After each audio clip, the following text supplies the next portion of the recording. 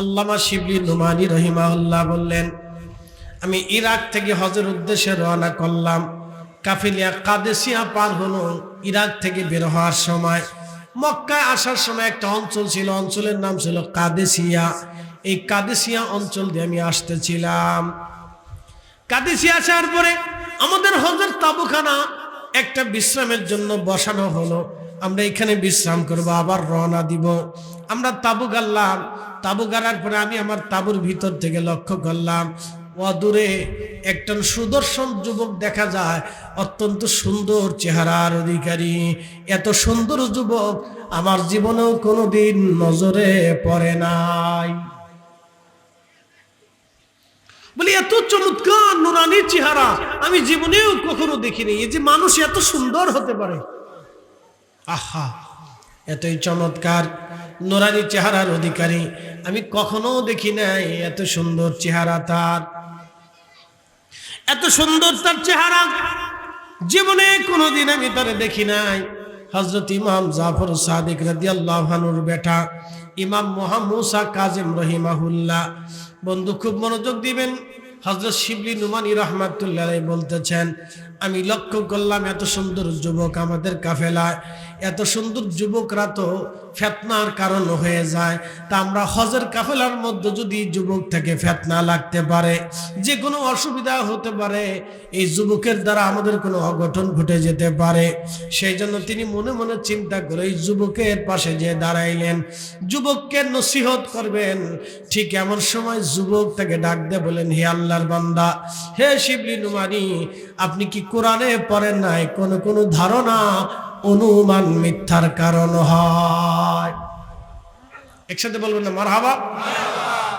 তো শিবলি নুমানি রাহমাতুল্লাহ আলাইহি চিন্তা বললেন যে আমি মনে মনে চিন্তা করলাম তাবু থেকে, তুই এই যুবকের অন্তর থেকে কিভাবে কথা বের হলো? আমার উত্তর সে দিয়ে দিল, আমার উত্তর সে দিয়ে দিল। তাহলে এটা কেমন কথা যে আমি নিয়ত করলাম, চিন্তা করলাম আমার তাবু থেকে, তা আমার কালবের এই চিন্তা চেতনা সে তার জবান থেকে কি করে উত্তর দিয়ে দিল? তো আমি আশ্চর্য হলাম। আমি আশ্চর্য হয়ে বললাম, তাহলে হে আল্লাহর বান্দা, তুমি আমার জন্য দোয়া করে দাও। বন্ধু খুব মনোযোগ দিবেন। হযরত শিবলি নুমানি রাহমাতুল্লাহ আলাইহি চিন্তায় পড়ে গেলেন, ব্যাপার কি? এই যুবকটা আমার মনের অর্থগুলি বর্ণনা করে দিল, নিশ্চয় কোন যুবক আমলওয়ালা হবে, অনেক বড় আমলওয়ালা হবে। এই চিন্তা চেতনা করিয়া আমি চলে আসলাম। 3 দিন পর্যন্ত তারে আর কাফেলার মধ্যে দেখলাম না। 3 দিন পরে হঠাৎ দেখলাম সে আমাদের কাফেলার সাথে রাতের আধারে গভীরে তাবুর এক পাশে দাঁড়াইয়া এমন সুন্দরভাবে নামাজ পড়তেছে, কোরআন শরীফ তেলাওয়াত করতেছে, আর চোখ দিয়ে অঝর দ্বারায় পানি বেয়ে বেয়ে পড়তেছে। একবার জোরে বলা যাবে কি মারহাবা?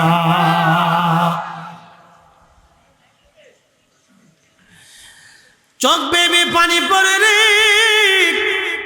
এত সুন্দর নামাজ আমি জীবনে কোনোদিন দেখি নাই। এত ধৈর্যের সাথে, এতই আল্লাহর সাথে সাক্ষাৎ আমি জীবনেও কোনো দেখি নাই। as-salatu মেরাজুল মুমিনিন, সালাত হলো মুমিনদের জন্য মেরাজ। সালাতে যখন মুসলমান দাঁড়ায় মূলত সে আল্লাহর সাথে কথা বলে। আলহামদুলিল্লাহি রাব্বিল আলামিন আর রহমানির রহিম, সমস্ত প্রশংসা সেই রবের জন্য যিনি সমস্ত জগৎ সমূহের রব। আর রহমানির রহিম, যিনি দয়ালু এবং দয়াময়। মালিকি ইয়াউমিদ্দিন, তিনি বিচার দিনের মালিক। ইয়াকা না'বুদু ওয়া ইয়াকা নাস্তাইন, আমরা তারই ইবাদত করি এবং তার কাছে আমরা সাহায্য চাই। ইহদিনাস সিরাতাল মুস্তাকিম, চালাও সে পথে, সিরাতাল্লাযিনা আন'আমতা আলাইহিম, যে পথে তোমার প্রিয়জন গেছেন চলি। গায়রিল মাগদুবি আলাইহিম, চালাইও না সেই পথে। ওয়ালাদ-দাল্লিন, যারা পথভ্রষ্ট হয়ে গেছে, গোমরা হয়ে গেছে, বাতিল হয়ে গেছে, অবিশ্বাসী হয়ে গেছে, জাহান্নামী হয়ে গেছে, আল্লাহ সেই পথে তুমি আমাদেরকে চালাইও না। তখন সব মুসল্লিরা বলে আমিন, ফেরেশতারাও সেই সময় বলে আমিন। সূরা ফাতিহার অর্থ বললাম, সূরা ফাতিহার অর্থ বললাম। এই সূরা ফাতিহা হলো উম্মুল কোরআন, কোরআনের মা। কোরআনের, একসাথে বলেন, কোরআনের মা, কোরআনের মা। অনেক ভাই কয় তোমরা আটত্রিশে যে কি পাইছো, বলে না ভাই?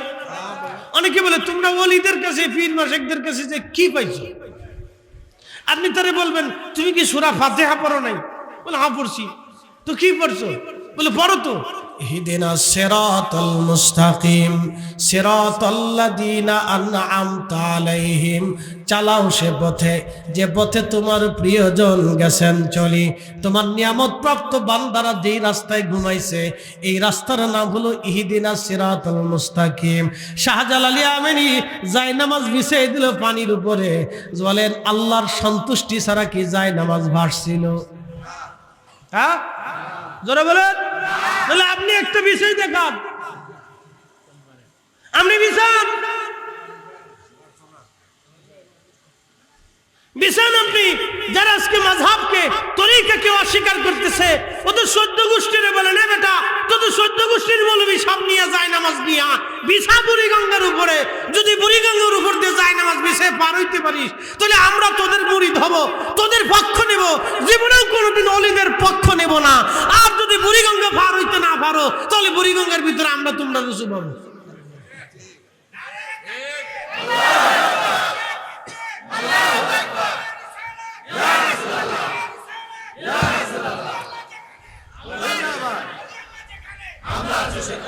কষ্ট হচ্ছে আপনাদের? কথা কি খারাপ বেশি ভাই? হয় তুমি হক প্রমাণ করো, নাহলে দুনটা তো হকের উপরে ছিল। তুমি যদি হক হও তাহলে এটা প্রমাণ করো। তারা তো হক ছিল, সে হকের প্রমাণ তারা দিয়ে গেছে। খাজা বাবা আজমিরি রাহিমাহুল্লাহ আজমির থেকে ধুলি নিক্ষেপ করলেন পানিপথে। তো তুমি যদি পারো তো বাংলাদেশ থেকে একটু ফিলিস্তিনে ধুলি নিক্ষেপ করো ইসরায়েলের উপরে, দেখি।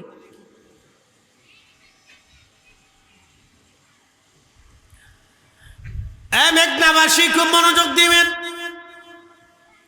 ইহদিনাস সিরাতাল মুস্তাকিম, চালাও সে পথে, সে পথে তোমার প্রিয়জন গেছেন চলি। সিরাতাল্লাযীনা আন'আমতা আলাইহিম, নিয়ামত প্রাপ্ত বান্দা কারা? আল্লাহ কোরআনের উপর আয়াতে বলছেন আন'আমাল্লাহু আলাইহিম মিনান নাবিয়্যিনা ওয়াস-সিদ্দীকিনা ওয়াশ-শুহাদাই ওয়াস-সালিহিন।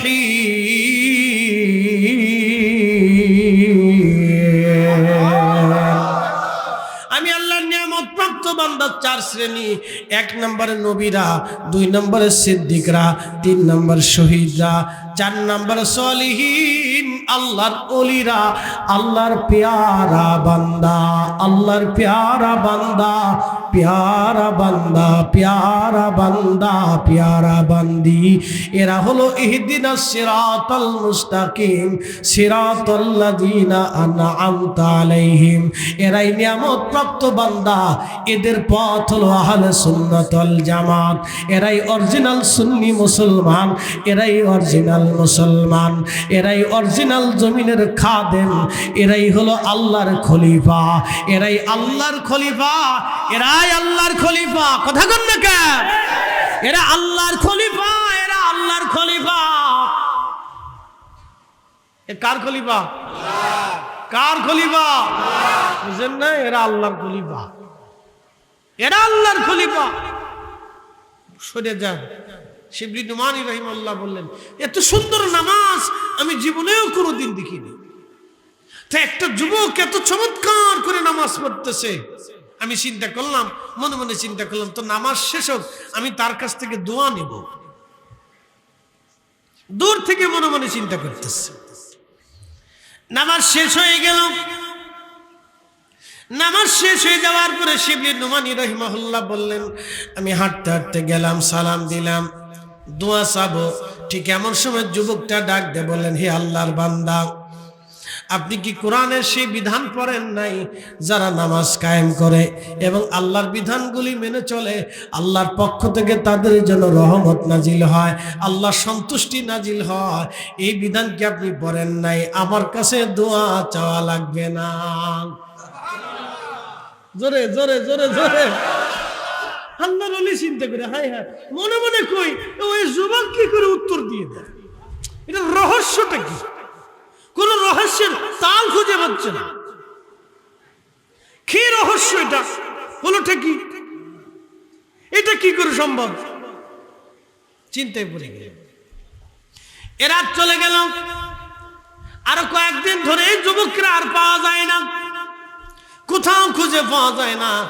যেতে যেতে যেতে যেতে কয়েকদিন পরে দেখলো কাফেলা একটা জায়গা দাঁড়াইলো, ওইখানে একটা কুয়া ছিল। কাফেলা দাঁড়াইলো, একটা কুয়া ছিল। এই কুয়া থাকার পরে হযরত শিবলি নুমানী রাহমাতুল্লাহি আলাইহি দেখলেন কুয়া থেকে পানি উঠানোর জন্য এই যুবক পানি উঠাইতে গেছে। তার একটা কাঠের বাসন ছিল, এই বাসনটা কুয়ার নিচে পড়ে গেছে। আল্লাহর ওলি চিন্তা করলেন আমি দেখি যুবক করে কি, যুবকটা করে কি আজকে দেখবো কেমনে পানি উঠায়। এখন আমি দেখবো। দূরে দাঁড়ায় দাঁড়ায় আমি লক্ষ্য করতেছিলাম, দেখলাম সে কুয়ার পাশে দাঁড়ায় আল্লাহর দরবারে হাত বাড়াইলো। হাত বাড়ায় বলে, হে রব্বি, আমার ক্ষুধা লাগলে তুমি আমার খাবার দাও, আমার তৃষ্ণা লাগলে তুমি আমার জন্য পানি পাঠাও। আল্লাহ, আমার পানির পিয়ালা কুয়ার নিচে পড়ে গেছে, রব্বুল আলামিন এই কুয়ার ভিতর থেকে তুমি আমার পিয়ালা ফেরত দিয়ে দাও। জোরে, কুয়ার ভিতর থেকে কি ফেরত দাও? আমার যে পিয়ালা পড়ে গেছে, কাঠের পিয়ালা। আগে কাঠের বাসন ছিল, কাঠের পিয়ালা ছিল। তারা কাঠের বাসন, বাবলা গাছ আছে না, বাবলা গাছের কাঠ দিয়ে আগে এরকম বাসন বানাইতো। আরবে গাছ বেশি পাওয়া যায়।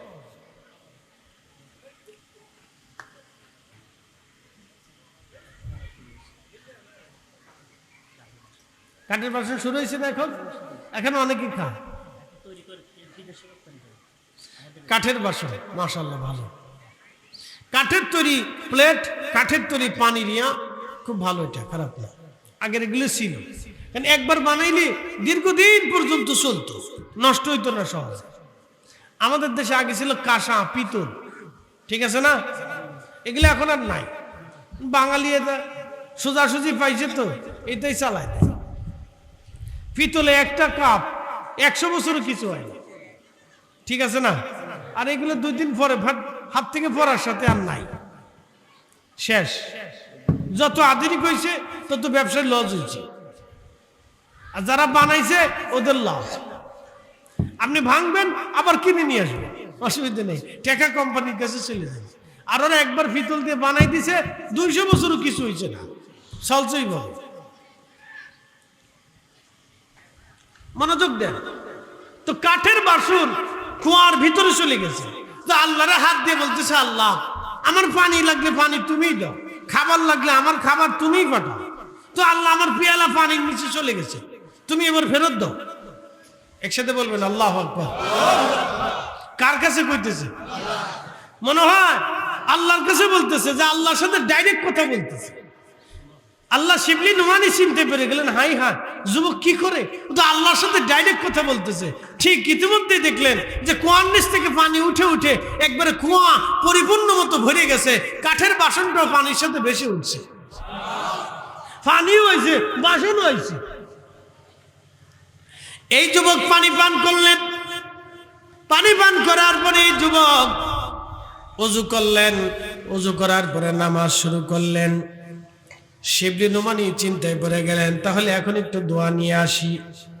যখন কাছে গেলেন দোয়া চাওয়ার জন্যে, তখন শিবলি নুমানী রাহমাতুল্লাহি আলাইহি বললেন, হে আল্লাহর বান্দা, হে আল্লাহর বান্দা, আপনি তো আমাকে লক্ষ্য করতেছিলেন, তালাশ করতেছিলেন, দেখেছেন আমার কাঠের বাসন আল্লাহ ফেরত পাঠাইছে। শিবলি নুমানী হায় হায়, হলোটা কি?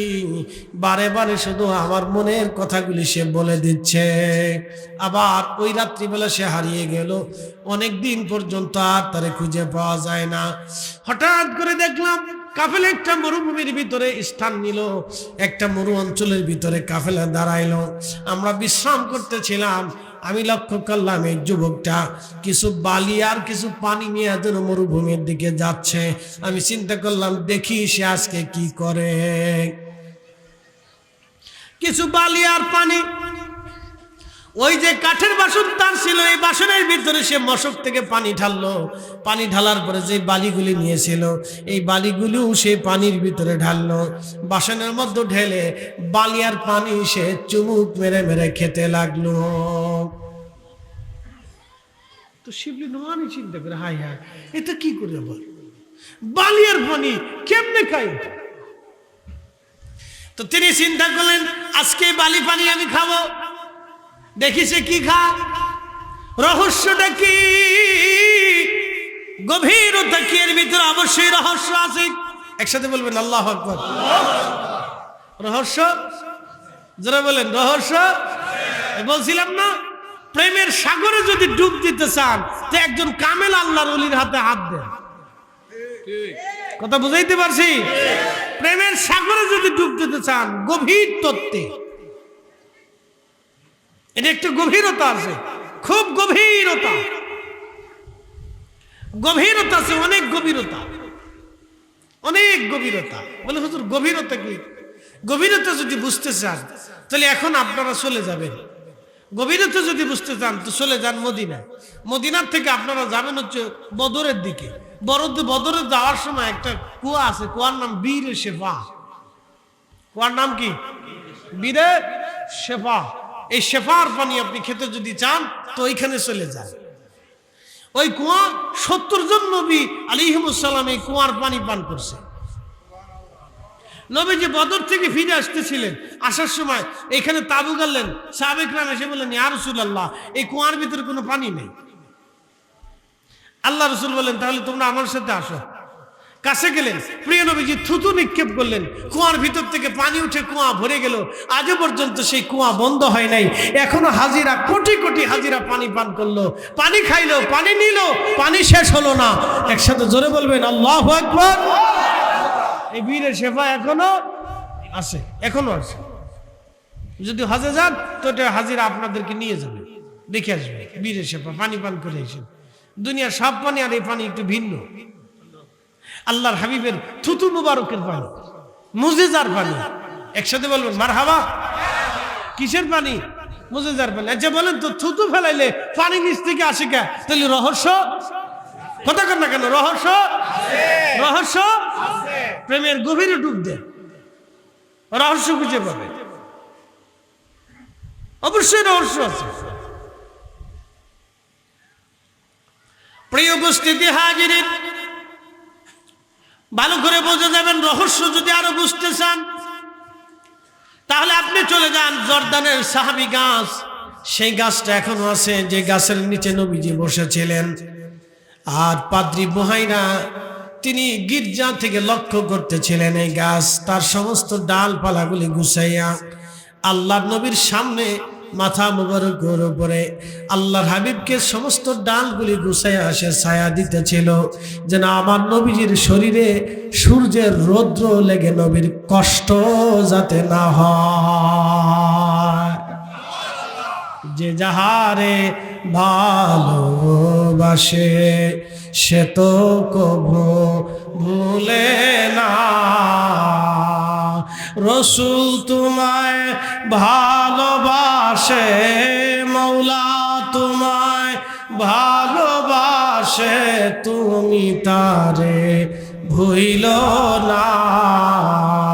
যে যাহারে ভালোবাসে সে তো কভু ভুলে না।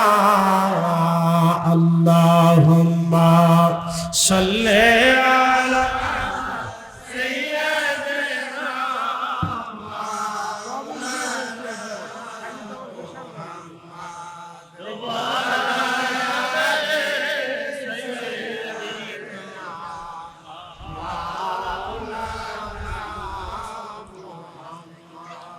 বুঝতে কি কোনো অসুবিধা?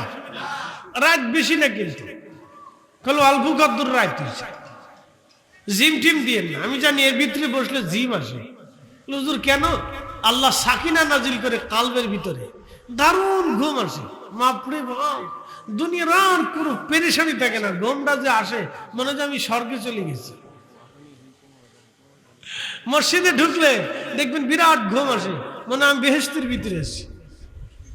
আবার দুনিয়াতে বহু মানুষ আছে ট্যাবলেট খেয়েও ঘুমাইতে পারে না। কি কথা কন না কেন? ট্যাবলেট খাইও ঘুমাইতে পারে না। আমি সিলেটে গেছি মাহফিলে, এক ইমাম সাহেব আইয়া কয়, কিতা ফরিদি সাহেব, কিতা সাহেব, কিতা জাদু হল্লা রে সাহেব, তোমার ওয়াজ শুনিয়া বা খা মজা লাগে রে সাহেব, এই ওয়াজ না শুনিয়া আমার ঘুম আসে না রে সাহেব। আমার কইতেছে কে সাহেব, কিতা জাদু হল্লা তোমার ওয়াজের ভিতরে সাহেব, তোমার ওয়াজ শুনি আমি এখন ঘুমাই সাবো। আমি আগে ঘুমের ওষুধ খেয়ে ঘুমাইতাম, অন সাপ ঘুমের ওষুধ খাইলেও আমার ঘুমাইতো না রে সাপ। কিতা জাদু খাল্লা রে সাপ, ওয়াজের ভিতরে কিতা জাদু খাল্লা, আমি তোমার ওয়াজ শুনি এখন ওষুধ খাওয়া লাগে না নি রে সাপ, ওষুধ না খাইলেও আমার ঘুমাইয়া পড়ে। মারহাবা কইলেন না আপনারা? তাই বললাম তো ঘুমের ওষুধ যে খাওয়া লাগে না, তো বড়ি যে টাকাগুলি পাইছে যায় এটা আমারও দিয়ে দেয়।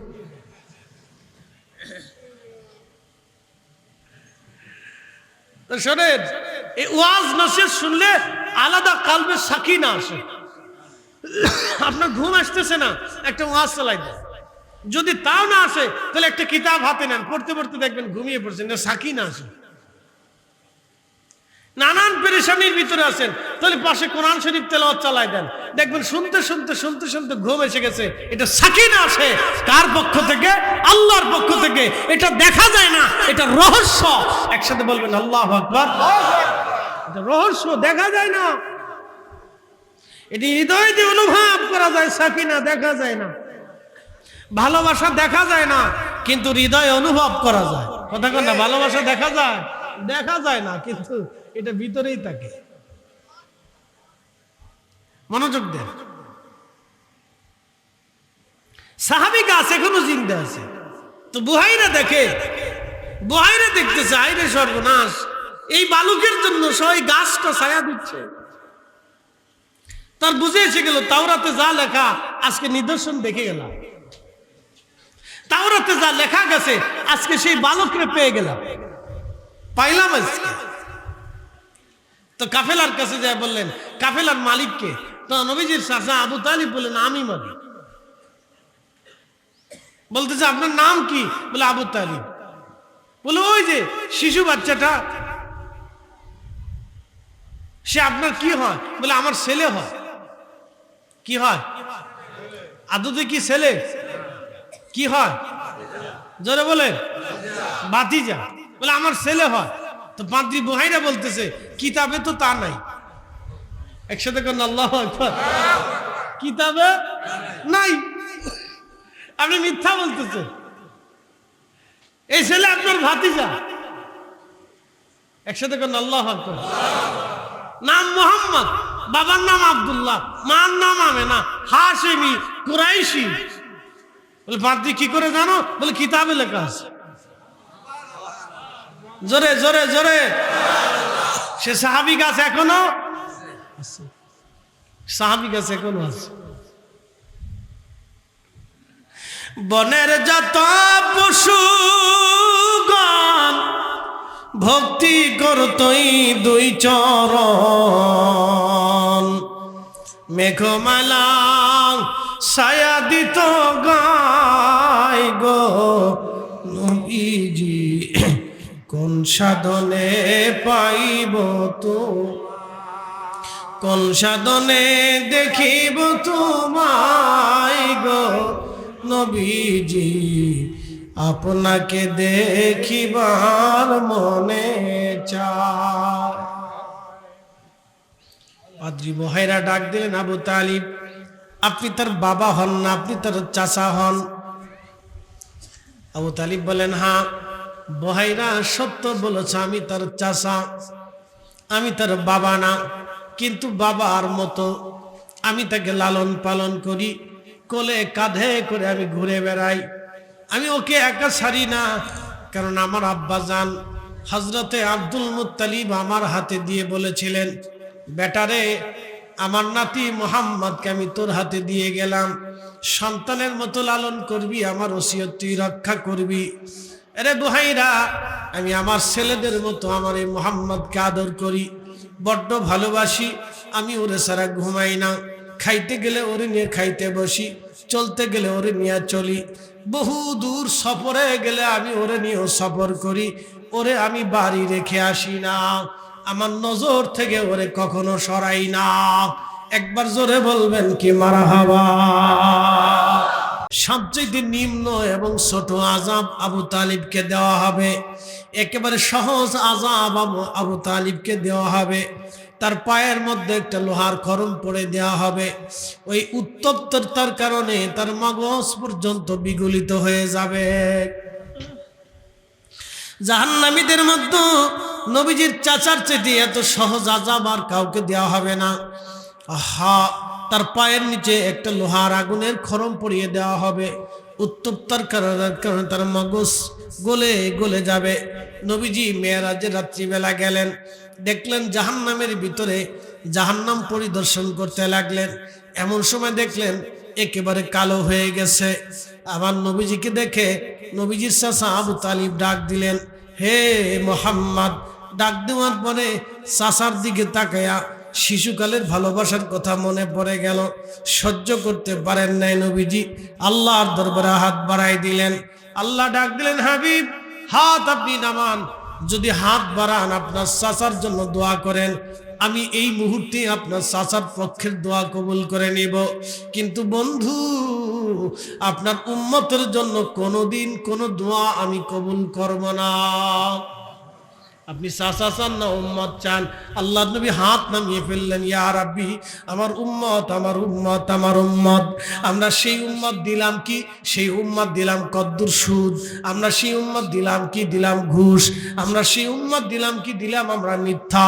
আমরা সেই উম্মত ধোঁকাবাজি করি, অন্যের মাল সম্পদ মেরে খাই, অন্যের হক নষ্ট করি, অন্যের জমি নষ্ট করি, অন্যের জমি বুঝাই দেয় না, অন্যের টাকা মেরে দেয়, অন্যের হক নষ্ট করি, অন্যের ক্ষতি করার চিন্তা করি, ডাহায় ডাহায় মিথ্যা কথা বলি, আল্লাহর ঘর মসজিদে বসে আমরা মিথ্যা কথা বলি, যাই নামাজে বসে মিথ্যা কথা বলি, টুপি মাথায় দিয়ে মিথ্যা কথা বলি, জুব্বা গায়ে দিয়ে মিথ্যা কথা বলি, আমরা নামাজের কাতারে দাঁড়ায় মিথ্যা কথা বলি, আমরা নামাজের মসজিদের ভিতরে বসে চিন্তা করি কার ক্ষতি করা যায়, কারে বাস দেওয়া যায়, কার ক্ষতি করা যায়। আমরা সেই উম্মত অন্য মানুষের মেয়ের বিবাহ ভেঙে দেই, অন্যের ছেলের বিবাহ ভেঙে দেই, অন্যের ব্যবসা নষ্ট করে দেই, অন্যের জমি আগুন দিয়ে পোড়াই দেই, অন্যের গাছ আমরা কেটে ফেলে দেই, অন্যের পুকুরের মাছে বিষ ঢেলে দিয়ে পুকুরের মাছ মেরে দেই। কি কথা কন না কা? কত বড় নিকৃষ্ট জাতি! আপনি কল্পনা করতে পারবেন যে পুকুরের মাছে পুকুরে বিষ দিয়ে এই উম্মত পুকুরের মাছ মারে, মেরে ফেলে দেয়। শত্রুতা হয়েছে ওর সাথে, তুই পুকুরের মাছ মারিস কেন? কি আশ্চর্য করে! আপনি কল্পনা করতে পারবেন? এরা কুত্তার চাইতে নিকৃষ্ট, শুয়োরের চাইতে খারাপ। কথা কর না, এরা কুত্তা শুয়োরের চাইতে নিকৃষ্ট, এরা মানুষই হইতে পারে। আপনি মুসলমান তো করে হিসাব করেন, কিসের মুসলমান? কালমা বললে মুসলমান হওয়া যায়, তো এজিদে 1 নম্বর মুসলমান। হ্যাঁ, কথা কর না, এজিদে 1 নম্বর মুসলমান।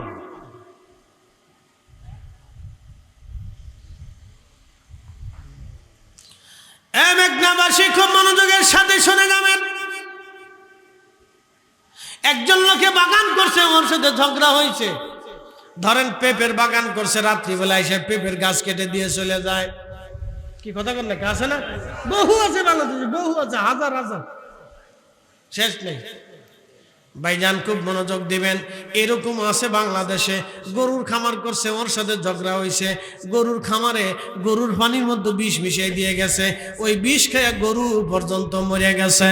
এরকম মুসলমান দুনিয়াতে আছে, ও কুত্তা শুয়োরের চাইতে ওরা খারাপ। কথা বলেন ঠিক কিনা? মানুষ হইয়া ভবেতে আসিয়া মানুষের করিলাম কি, নবী না মানিলাম, কি যে ভুল করিলাম, ভস্মে ডালিলাম দিলাম ঘি মানুষ হইয়া ভবেতে আসিয়া মানুষের করিলাম কি। ওয়াজ শুনে গেলে হবে না, এগুলো ওয়াজ নিয়ে যান বাড়ি পর্যন্ত। এটা কাজের ওয়াজ, কাজের কথা বলছি, নিয়ে যান বাড়ি। মুরগির ফার্ম দিচ্ছে, মুরগির খাবারের ভিতরে বিষ দিয়ে দিচ্ছে, এরকম লোক আছে বাংলাদেশে, ঘটে বাংলাদেশে। আহা, মানুষ কত নিকৃষ্ট পর্যায়ে চলে গেছে।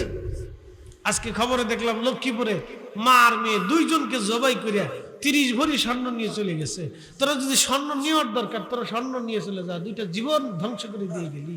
আহা, কত নিকৃষ্ট মানুষ, কত নিচে নামলে একদমে জাহিলিয়াতকে ফেল করতে পারে। এই কথা কর না কেন?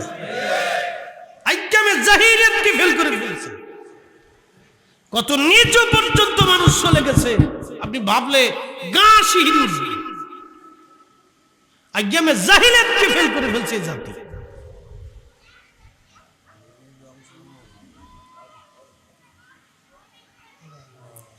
প্রিয় উপস্থিতি হাজিরিন, ভালো করে শুনে যাবেন বাবাজি। আমরা মানুষ, আল্লাহ আমাদেরকে মানুষ বানাইলেন। নবীজির চাচা ডাক দিয়ে বললেন, আহা, আমরা সে নবীর উম্মত। নবীজি হাত নামিয়ে ফেললেন। আল্লাহ বলেন, হাবিব, আপনি আপনার চাচা আবু তালিবের জন্য দোয়া করবেন, আমি ফেরাবো না, কিন্তু কোনদিনের জন্য আপনার উম্মতের জন্য দোয়া আমি কবুল করব না। ঠিক তখনই উম্মতের দরদি নবী হাত নামিয়ে ফেললেন। আহা, উম্মত উম্মত উম্মত। যদি কখনো মদিনাতে যান, মদিনায় খন্দকের পাহাড়ের পিছনে একটা পাহাড় আছে। এই পাহাড়ের নাম হচ্ছে জাবালে আবু সিলা। এই জাবালে আবু সিলাতে ছোট্ট একটা গুহা আছে। এই গুহাতে 3 দিন 3 রাত পর্যন্ত নবীজি সেজদার মধ্যে কেঁদেছিলেন আর বলেছিলেন, ইয়া রব হাবলি উম্মতি, ইয়া রব হাবলি উম্মতি, ইয়া রব হাবলি উম্মতি। আল্লাহ, আমার উম্মতের উপায় কি হবে? আল্লাহ, আমার উম্মতের উপায় কি হবে? আল্লাহ, আমার উম্মতের উপায় কি হবে? উম্মতের এমন দরদি পাগল নবী কখনো কোনোদিন আর ছিল না, আর কখনো আসে নাই। 1.5 লক্ষ নবী চলে গেছে, উম্মতের জন্য এইভাবে কেউ কাঁদে নাই। শুধু একমাত্র আমাদের নবী উম্মতের জন্য কেঁদেছেন। হযরত সাইয়্যিদা আমেনা রাদিয়াল্লাহু আনহা বলেন, দুনিয়ার মানুষে আমার সন্তান মুহাম্মদ আমিন যখন আমার রেহেম থেকে দুনিয়াতে তশরিফ আনলো, আমি দেখি খারাজা মিনহা নূর, আমার ভিতর থেকে একটা নূর বের হয়ে গেল। এই নূর বের হয়ে যাওয়ার পরে আমি কিছু সময় পরে লক্ষ্য করলাম, আমার সামনে একটা শিশু বাচ্চা সেজদার মধ্যে পড়ে পড়ে কাঁদতেছে। কান্নার থেকে আওয়াজ আসতেছে, ইয়া রব হাবলি উম্মতি, ইয়া রব হাবলি উম্মতি, ইয়া রব হাবলি উম্মতি। আমার উম্মত বড় গুনাহগার, আমার উম্মতের পেরেশানি, আমার উম্মতের কি হবে? এইভাবে আমি আমার সন্তানকে কাঁদতে দেখেছি। দুনিয়ার সব সন্তানরা দুনিয়াতে এসে নিজের জন্য কান্না করে, কিন্তু আমি আমার মুহাম্মাদের কান্না দেখেছি। সেজদার মধ্যে পড়ে সে কান্না করেছে। তার কান্নার ভিতরে তার উম্মতের নাম ছিল, ওরে হালিমা, আমার সন্তান নবী হবে। হালিমা, তুমি শুনে রাখো, আমার সন্তানের নাম তামাম দুনিয়াতে ছড়িয়ে যাবে। পৃথিবীর এমন কোন জনপদ নাই যে জনপদে আমার উম্মতে আমার এই সন্তানের নাম না ছড়াবে। হালিমা, তুমি তারে চিনো নাই, সে কত মর্যাদাওয়ালা। আমি রাত্রিবেলা ঘুমাইতাম, হালিমা রে, রাতের আধারে কে জানি আমার স্বপ্নে বলে যাইত, আমেনা তুমি বড় ভাগ্যবতী, তোমার উদরে আখিরি নবী আসতেছে।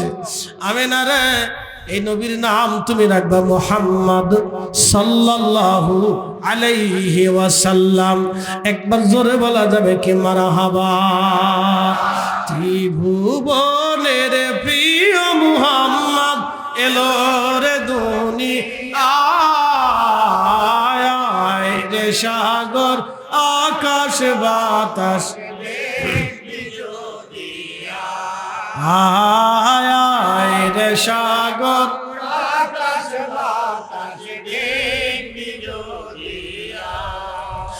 ধুলির ধারা বেহেশত আজ, ঠিক কিনা?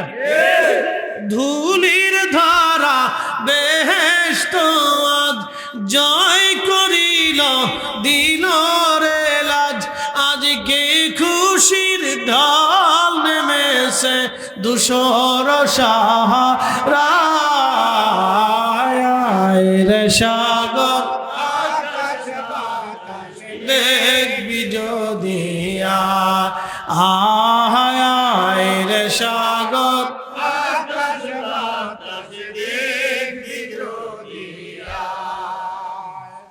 প্রিয় উপস্থিতি, প্রিয় নবীজির কথা বলতে বলতে অনেক লম্বা করে ফেললাম। আহা, ভালো করে শুনে যাবেন। আমরা মানুষ, আমরা সেই নবীর উম্মত, নবীর আদর্শ আমাদের জীবনে দরকার। মনে রাখবেন, 40 বছর বয়সে কোরআন শরীফ আল্লাহ নবীজির কাছে আসলো। 40 বছর পর্যন্ত কোনো শরীয়ত ছিল না। ছিল? জিম দিয়ে নামার দিকে তাকান, একসাথে বলেন তো আল্লাহু আকবার। না, হাত উঁচু করে বলেন, লারাসারে জোরে জোরে জোরে জোরে, নারে নারে তাকবীর, নারে রিসালাত, হাত নামা। 40 বছর পর্যন্ত কি শরীয়ত আসছিল?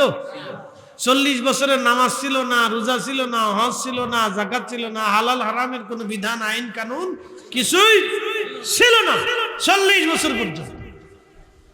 ভালো করে বুঝেন, 40 বছর পর্যন্ত নবীজির কাছে কোরআন আসে না। কখনো কি ভুলে নবীজি 40 বছরে কোন প্রতিমার সামনে মাথা নত করছে? কাস্তে কনকে জোরে বলেন, ডরা ডরা কেন? 40 বছরে নবীজি একটা মিথ্যা কখনো বলেছে? 40 বছরের জীবনে আল্লাহর নবী কখনো কাউকে এক চুল পরিমাণ ধোঁকা দিয়েছে? 40 বছরের নবীজি কখনো কোন সময় ফায়সা কথা বলেছে? 40 বছরের জিন্দেগিতে আল্লাহর নবী কারোর সাথে ঝগড়া করেছে? 40 বছরের জিন্দেগিতে অন্যায় ভাবে কাউকে একটা থাপ্পড় মেরেছে? 40 বছরের জিন্দেগিতে রাসূল করিমের কাজ কি ছিল জানেন? 40 বছরের জিন্দেগিতে নবীজির কাজ ছিল মিথ্যা ধ্বংস করা, আদর্শ বাস্তবায়ন করা। 40 বছরে নবীজি হিলফুল ফুজুল তৈরি করে, এই হিলফুল ফুজুলের মাধ্যম দিয়ে নবীজি দুনিয়াতে শান্তি প্রতিষ্ঠিত করার জন্য যুদ্ধ বিগ্রহ, মারামারি, হানাহানি, দলাদলি, কুন্দল, ফাসাদ, অশান্তি, বিশৃঙ্খলা দূর করার জন্য নবীজি হিলফুল ফুজুল তৈরি করে দেশে দেশে, এলাকায় এলাকায় যুদ্ধ বিগ্রহ বন্ধ করার জন্য চেষ্টা করেছিলেন, ন্যায় ও ইনসাফ প্রতিষ্ঠিত করার চেষ্টা করেছিলেন। একসাথে বলবেন আল্লাহু আকবার।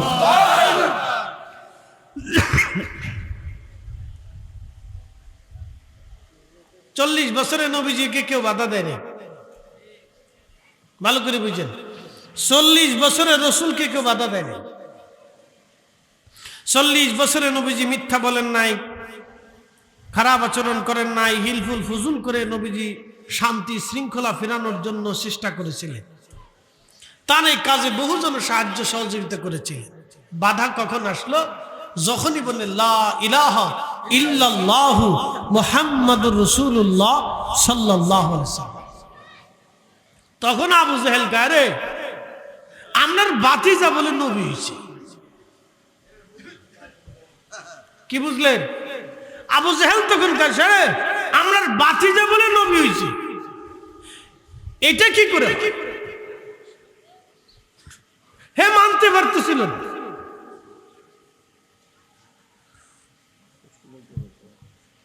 সে নবী মানতেই পারতেছিল যে আমাদের আব্দুল্লাহর ছেলে মুহাম্মদ কি করে নবী হয়, এটা মানতেই পারলাম না, এটা মানা যাবেই না। আর একটা কথা আবু জেহেল লাগাই দিল, আমাদের বাপদাদেরকে ধর্মের সুনকালি লাগাই দিছে, আমাদের 14 পুরুষের ধর্মের ভিতরে সে আঘাত করছে। বাদী হয়ে গেল আবু জেহেল। 40 বছর ধরে ওই মক্কার মানুষ নবীকে বলতো আল্লাহ আমিন, বিশ্বাসী। একসাথে বলবেন মারহাবা। নবীজি ছিলেন জীবন্ত ব্যাংক, জীবন্ত ব্যাংক। প্রিয় নবীজির কাছে মানুষেরা অর্থ, টাকা পয়সা, সোনা দানা জমা রেখে যেত। যার যে টাকা ছিল সেই টাকাগুলি, অর্থ বিত্তগুলি নবীজি তাকে সেইভাবেই পুঙ্খানুপুঙ্খরূপে আবার ফিরিয়ে দিতেন। প্রিয় নবী ছিলেন জীবন্ত ব্যাংক, আল আমিন, বিশ্বাসী। এত পরিমাণে বিশ্বাসী ছিলেন যে মক্কার ঘরে ঘরে মুখে মুখে নবীজির নাম ছিল। কিন্তু আপত্তি হলো যখন কোরআন নাজিল হলো, যখন ওহী আসলো, যখন নবী নিজেকে নবুয়তের কথা বললেন, তখন মক্কার কাফেররা বলল, সে কি করে নবী হয়? সে আমাদের মতো মানুষ, কি করে নবী হয়? এই নবী কেমনে হয়? এই কথা নিয়ে লাগলো। এই জন্য কথা মনে রাখবেন, রিসালাতকে যারা ভালোবাসে তারা মূলত আল্লাহকে ভালোবাসে। কথা বলো ঠিক কিনা? যারা রিসালাতকে ভালোবাসে, নবীকে ভালোবাসে, তারা মূলত কাকে ভালোবাসে? আল্লাহকে ভালোবাসে। এই জন্য সাহাবীরা দিল, মন, জীবন, যৌবন সব কিছু দিয়ে নবীকে ভালোবাসছে। হযরত আবু বকর ভালোবাসছে। শুধু ভালোবাসেই নেই, বাঁচতে বাঁচতে সহায় সম্পদ, টাকা পয়সা, জীবন, যৌবন, সময়, ব্যয় সব বিলিয়ে দেওয়ার পরেও নবীজির সামনে বসে বলেন, ইয়া রাসূলুল্লাহ, আমার কাছে তিনটে জিনিস প্রিয়। এক নম্বরে আপনার নুরানি চেহারা মোবারকের দিকে তাকিয়ে থাকা আমার কাছে প্রিয়। দুই নম্বরে আমার সহায় সম্পদ, মাল সামানা যাহা আছে আপনার কদমে কুরবানি করা আমার কাছে প্রিয়। তিন নম্বরে আমার ছোট্ট মেয়ে আয়েশাকে আপনার বিবাহ বন্ধনে আপনার স্ত্রী বানাইয়া, আপনার খাদেমা বানাইয়া আপনার ঘরে পৌঁছাই দেওয়া আমার কাছে প্রিয়। নবী বললেন, আবু বকর, তোমার আয়েশা তো অনেক ছোট। বলি, ইয়া রাসূলুল্লাহ, মাহরুম করেন না, আমি চাই আপনার সাথে আমার আত্মীয়তার সম্পর্ক থাকুক। আরো জোরে বলেন কি বুঝলেন? এই বলেন তো, 50 ঊর্ধ্ব একজন ব্যক্তির সাথে 6 বছরের কোন মেয়েকে কোন বাবা বিয়ে দেয়? হ্যাঁ, পৃথিবীতে আছে এরকম নজির?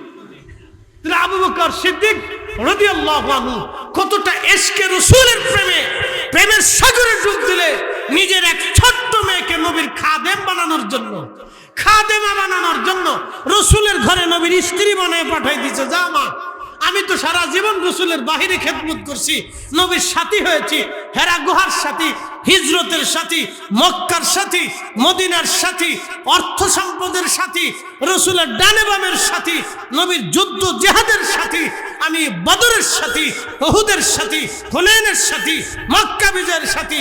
বেটিরে যা, আমি তোকে আমার রাসূলের খেদমতে পাঠাই দিয়া আমি আমার নবীর ঘরের ভিতরের সাথী হয়ে গেলাম। বুঝলেন? এটা প্রেমের সাগরের গভীরে ডুব না দিলে কি এরকম হতে পারে না। এই জন্য আল্লাহর রাসূল আবু বকর সিদ্দিককেও পুরস্কৃত করে দিয়ে বললেন, তুমি সিদ্দিক, তোমার মতো সিদ্দিক আর কেউ নাই। আবু বকর, তোমার মর্যাদা এত পরিমাণে, তোমার নেক এক পাল্লায় দিবে, আমার উম্মতের সবার নেক আরেক পাল্লায় দিবে, তোমার নেকের সমান হবে না। একসাথে বলবেন না মারহাবা? আচ্ছা বলেন, আমার দিকে বলেন, আবু বকর সিদ্দিক কি আল্লাহ দেখে আল্লাহ চিনেছিল না নবী দেখে আল্লাহ চিনেছিল? এই আমার দিকে তাকান, সূত্র সহজ, ভালো করে বুঝেন। আবু বকর সিদ্দিক রাদিয়াল্লাহু আনহু তিনি কি আল্লাহ চিনেছিলেন আল্লাহ দেখে না নবী দেখে? আবু বকর সিদ্দিক কবর, হাসর, মিজান, ফুলসিরাত, জান্নাত, জাহান্নাম, আখিরাত, ফেরেশতা, এইগুলি ঈমান, আকীদা, বিশ্বাস উনি কি এনেছিলেন আল্লাহ দেখে না নবী দেখে? এই জন্য আমরাও সুন্নিরা আগে নবী নবী করি, নবীর কথা আগে বলি। নবীর কথা না শুনলে, নবীর কথা না বললে, নবীর দুরূদ সালাম না বললে আমাদের কলিজায় শান্তি লাগে না। আপনি সাথে বেদাত সাদাত যাই বলেন, পূজারি, মাজার পূজারি, ওম পূজারি, তম পূজারি, এদাতি বেদাতি সাদাতি, ও ছাতা দেখার টাইম আমাদের নাই। সোজা বাংলা কথা, আপনি মানলে মানেন, না বলি না মানেন, ওগুলি দেখার সময় নেই আমাদের। হিসাব সহজ, একেবারে সহজ হিসাব বাতলাই দিচ্ছে। তারপরেও যদি না বুঝেন তাহলে বুঝবো ছাত্রের ব্রেনের সমস্যা আছে। এরে মাঝে মাঝে মিষ্টি খাই তুই, হ্যাঁ, আনালে যে কি কাজু বাদাম খাই তো, আবার হাফেজ সাহেবকে ফেস্তা বাদাম, আপনি তো আরো বাদাই দিলেন। কাজু খাবে, ফেস্তাও খাবে, খাক না। এরপরে বাইলেটা খাবে না, ছোটটা, এইটাও খাক, অসুবিধা নেই, বাদাম খাইলেই জানে। বাচ্চাদেরকে এগুলি খাওয়ায়েন, খালি চিপস খাওয়ায়েন না, খালি তো আবিজাবি খাওয়ান। হ্যাঁ, খালি আবিজাবি খান। আর বেডিরা পয়সা করে হইলে খালি ফুচকার দোকানে চলে যায়।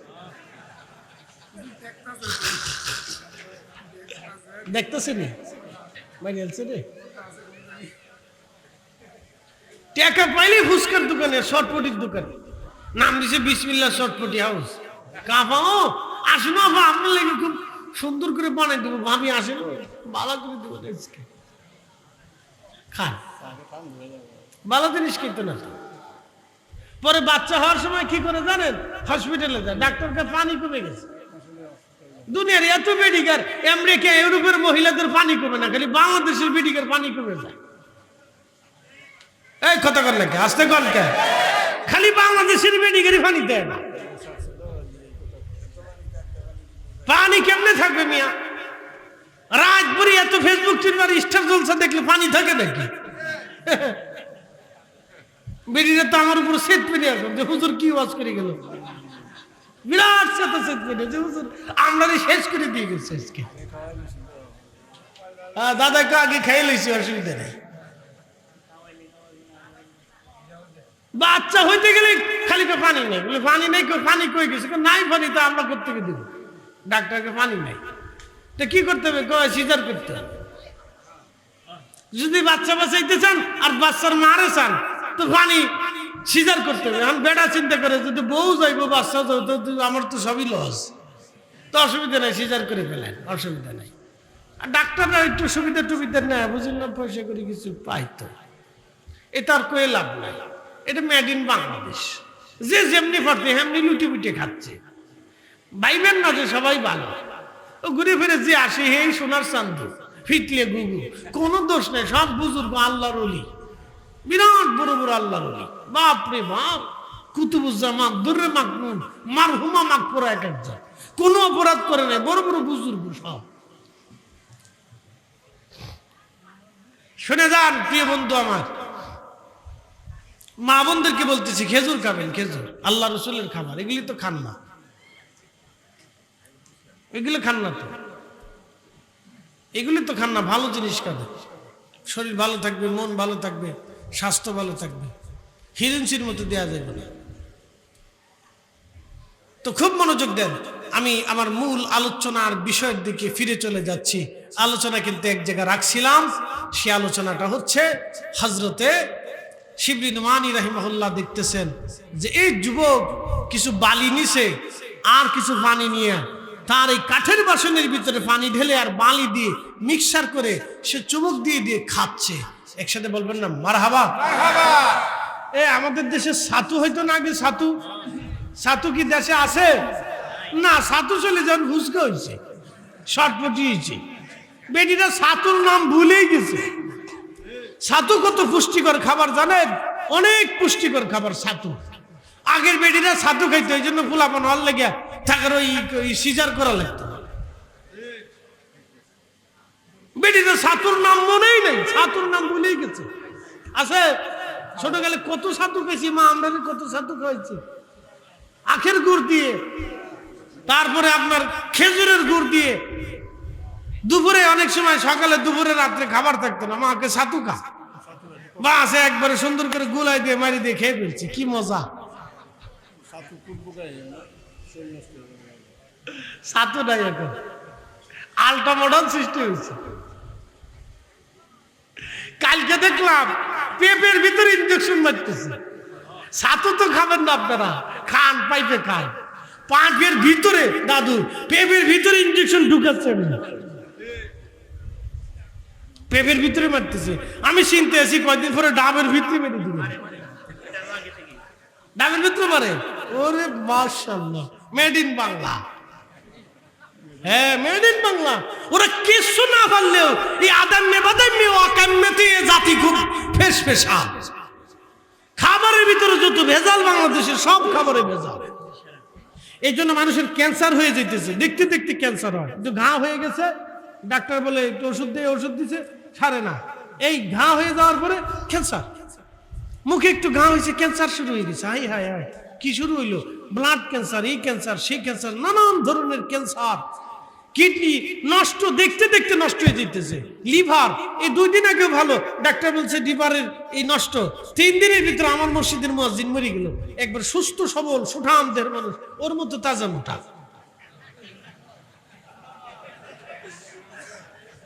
বাঘের বাচ্চা, একবারে লাড়াচাড়া দিস, একবারে বসে থাইস না, তুই লাড়াচাড়া দিলি 10-12 জন কিচ্ছু না। ছোট ভাই তো আদর করি, খুব ভালো লোক, প্রত্যেক মাহফিলেও থাকে, মন ভালো, খুব ভালো মনের অধিকারী, তো খুব মনে যায় ওর মতো সুন্দর স্বাস্থ্য মস্ত।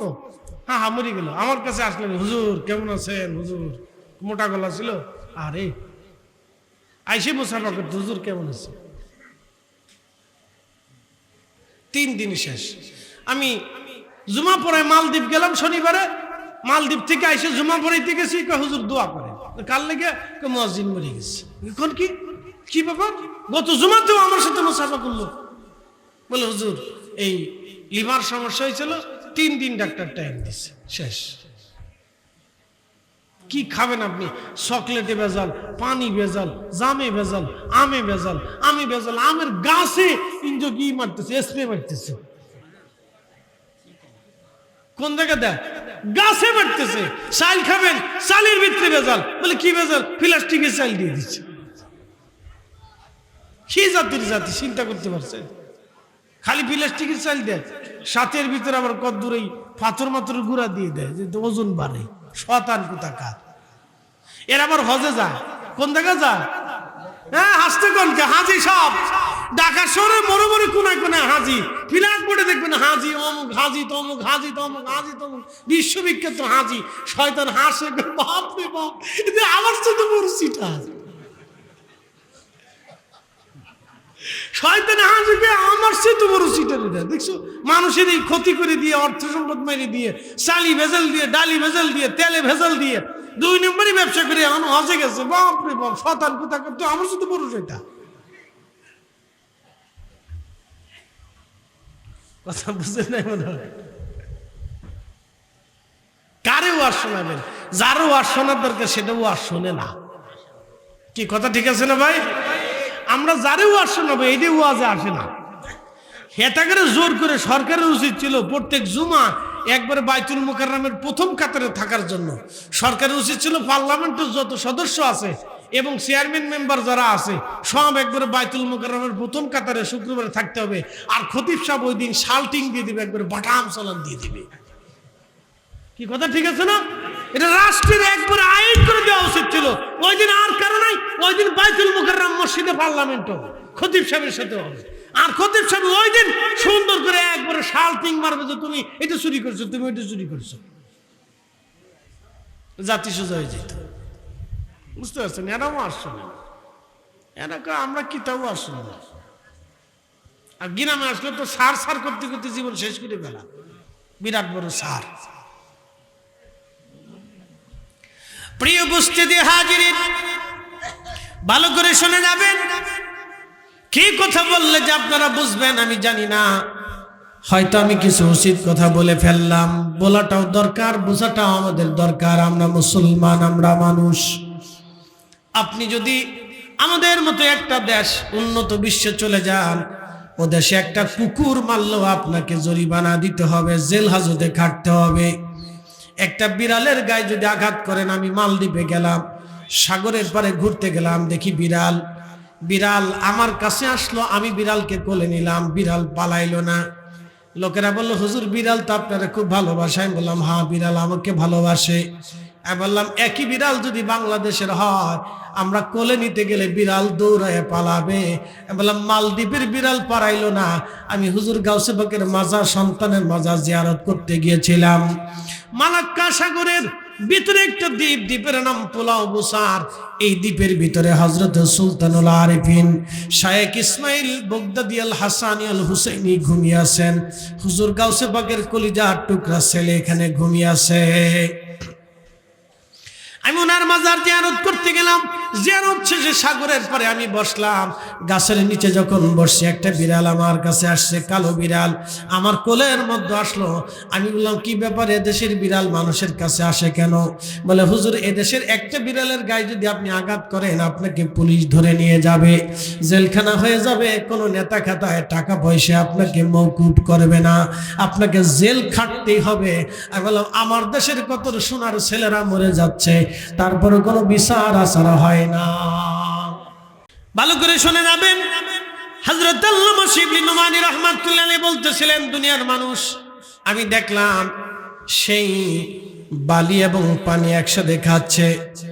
আমি দূর থেকে চিন্তা করলাম আজকে আমি উনার সাথে খানা খাবো। তখন আমি তার কাছে যা সালাম দিয়ে বললাম, হে আল্লাহর বান্দা, আপনার এই নিয়ামতপূর্ণ খাবারে আপনি আমাকে সঙ্গী বানান। সে বলল না। বলতেছিলাম না, দয়া করে আপনার খাবারের অংশে আমাকে সঙ্গী বানান। তখন সেই যুবক জবাব দিল, হে আল্লাহর বান্দা, কোনো খাবারে কোনো রিজিকে সন্দেহ করতে হয় না। আপনি তো আমার খাবার নিয়ে সন্দেহ করেছেন, আবার কেন খাবার খাইতে চান? একবার জোরে বলা যাবে কি মারহাবা? এশকের গভীরতা যদি রে জানিতে চাও, প্রেমের গভীরতা যদি রে জানিতে চাও, কামেলের পদতলে নেশার হইয়া যাও। দেখ না ফরিদ করিল দান, অমূল্য চক্ষুরাতন, ইব্রাহিম সারিয়া দিল মহামূল্য সিংহাসন। ইব্রাহিম বিন আদহাম বলখের বাচ্চা ছিলেন। বল্ক সিনচেন নি? বলকান অঞ্চল, Balkan, Uzbekistan, Russia, Turkmenistan, Azerbaijan, এই বেল্ট, চেচনিয়া, বসনিয়া, তুরস্ক, এই বেল্টগুলিকে আগে বলা হতো বলকান, বলকান অঞ্চল। ইতিহাস শুনে যাবে। রুশিয়া, চেচনিয়া, বসনিয়া, হার্জেগোভিনা, আর্মেনিয়া আর জর্জিয়া, এই অঞ্চল একসময় মুসলিম খুব অধ্যুষিত ছিল। এটাকে বল্ক বলা হতো। এই বল্ক অঞ্চলের অনেক বড় সম্পদওয়ালা বাদশাহী ছিল হযরত ইব্রাহিম বিন আদহাম রাহিমাহুল্লাহ। একসাথে বলবেন না মারহাবা? তো তিনি বাদশাহী ছেড়ে দিয়ে আল্লাহ পাওয়ার জন্য দিনহীন হয়ে রাস্তায় বের হয়ে গেলেন। তো ঘুরতে ঘুরতে ঘুরতে ঘুরতে এক আল্লাহর ওলির বারগাহে পৌঁছে গেলেন। পৌঁছে বলেন, হুজুর আপনার সাথী হিসেবে, খাদেম হিসেবে আপনি আমারে রাখেন। হযরত ইব্রাহিম বিন আদহামকে ডাক দিয়ে বললেন, বেটা তুমি যদি আমার খেদমত করতে চাও তাহলে শোনো, একটানা 12 বছর আমার তাহাজ্জুদের পানি তোমার জোগাড় করে দিতে হবে। কিসের পানি? কত বছর? 12 বছর তাহাজ্জুদের পানি। এখানে খুব কম লোকই আছে তাহাজ্জুদ গুজারি, রহমত পালন করনেওয়ালা খুব কম লোক আছে, খুব কম আছে তাহাজ্জুদ গুজারি। 12 বছর ধরে একটানা তাহাজ্জুদের পানি আমার জোগাড় করে দিতে হবে। তো সে সময় ওই এলাকা তো ঠান্ডা এলাকা। কি এলাকা? ঠান্ডা, প্রচুর শীত পড়ে, -ডিগ্রি পর্যন্ত চলে যায়। তো ওই সময় পানি উঠাইয়া পানি আইনা হুজুরের জন্য গরম করে দিতে হবে। হুজুর রাজি আছে, ঠিক আছে তাহলে খেদমত করো। আল্লাহর ওলির সহবতে 12 বছর একটানা খেদমত করলেন, তাহাজ্জুদের পানি উঠাইলেন।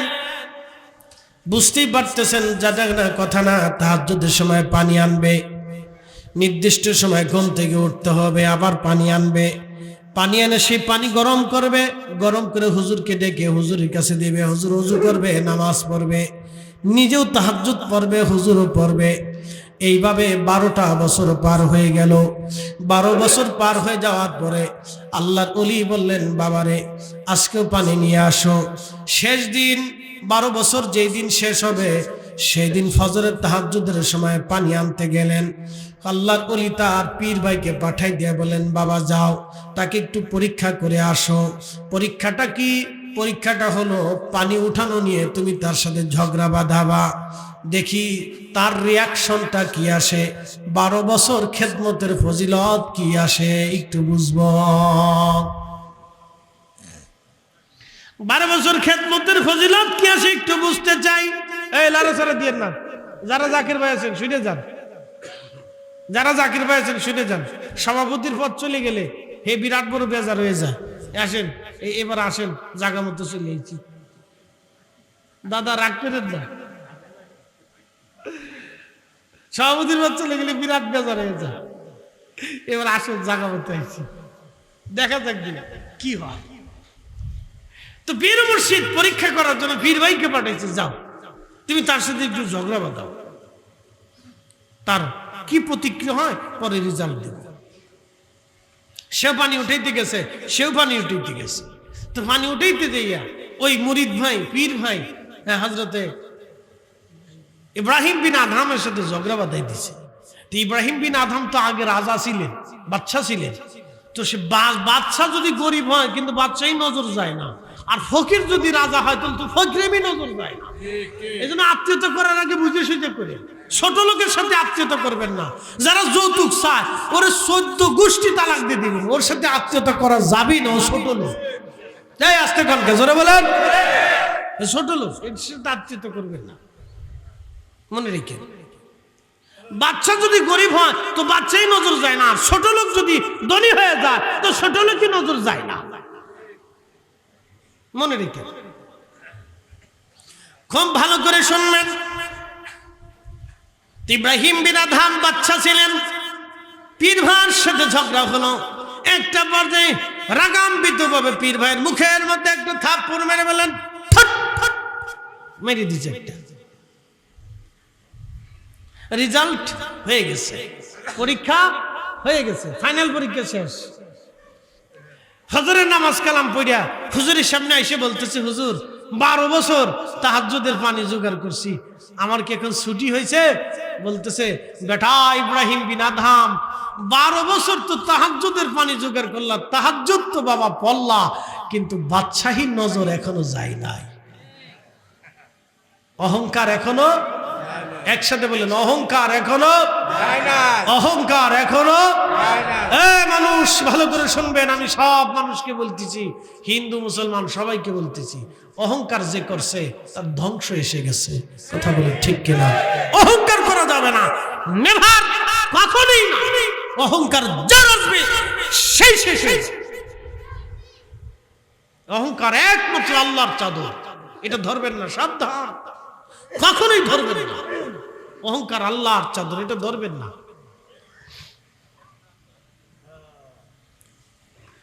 হযরত ইব্রাহিম বিন আদহাম বলেন, হুজুর আমার ভুল হয়ে গেছে, আমি আমার পীর ভাইকে আজকে মেরে ফেলছি, মারছি, পানি উঠানো নিয়ে ঝগড়া হয়ে আমি তাকে আঘাত করে ফেলছি, হুজুর আমার ভুল।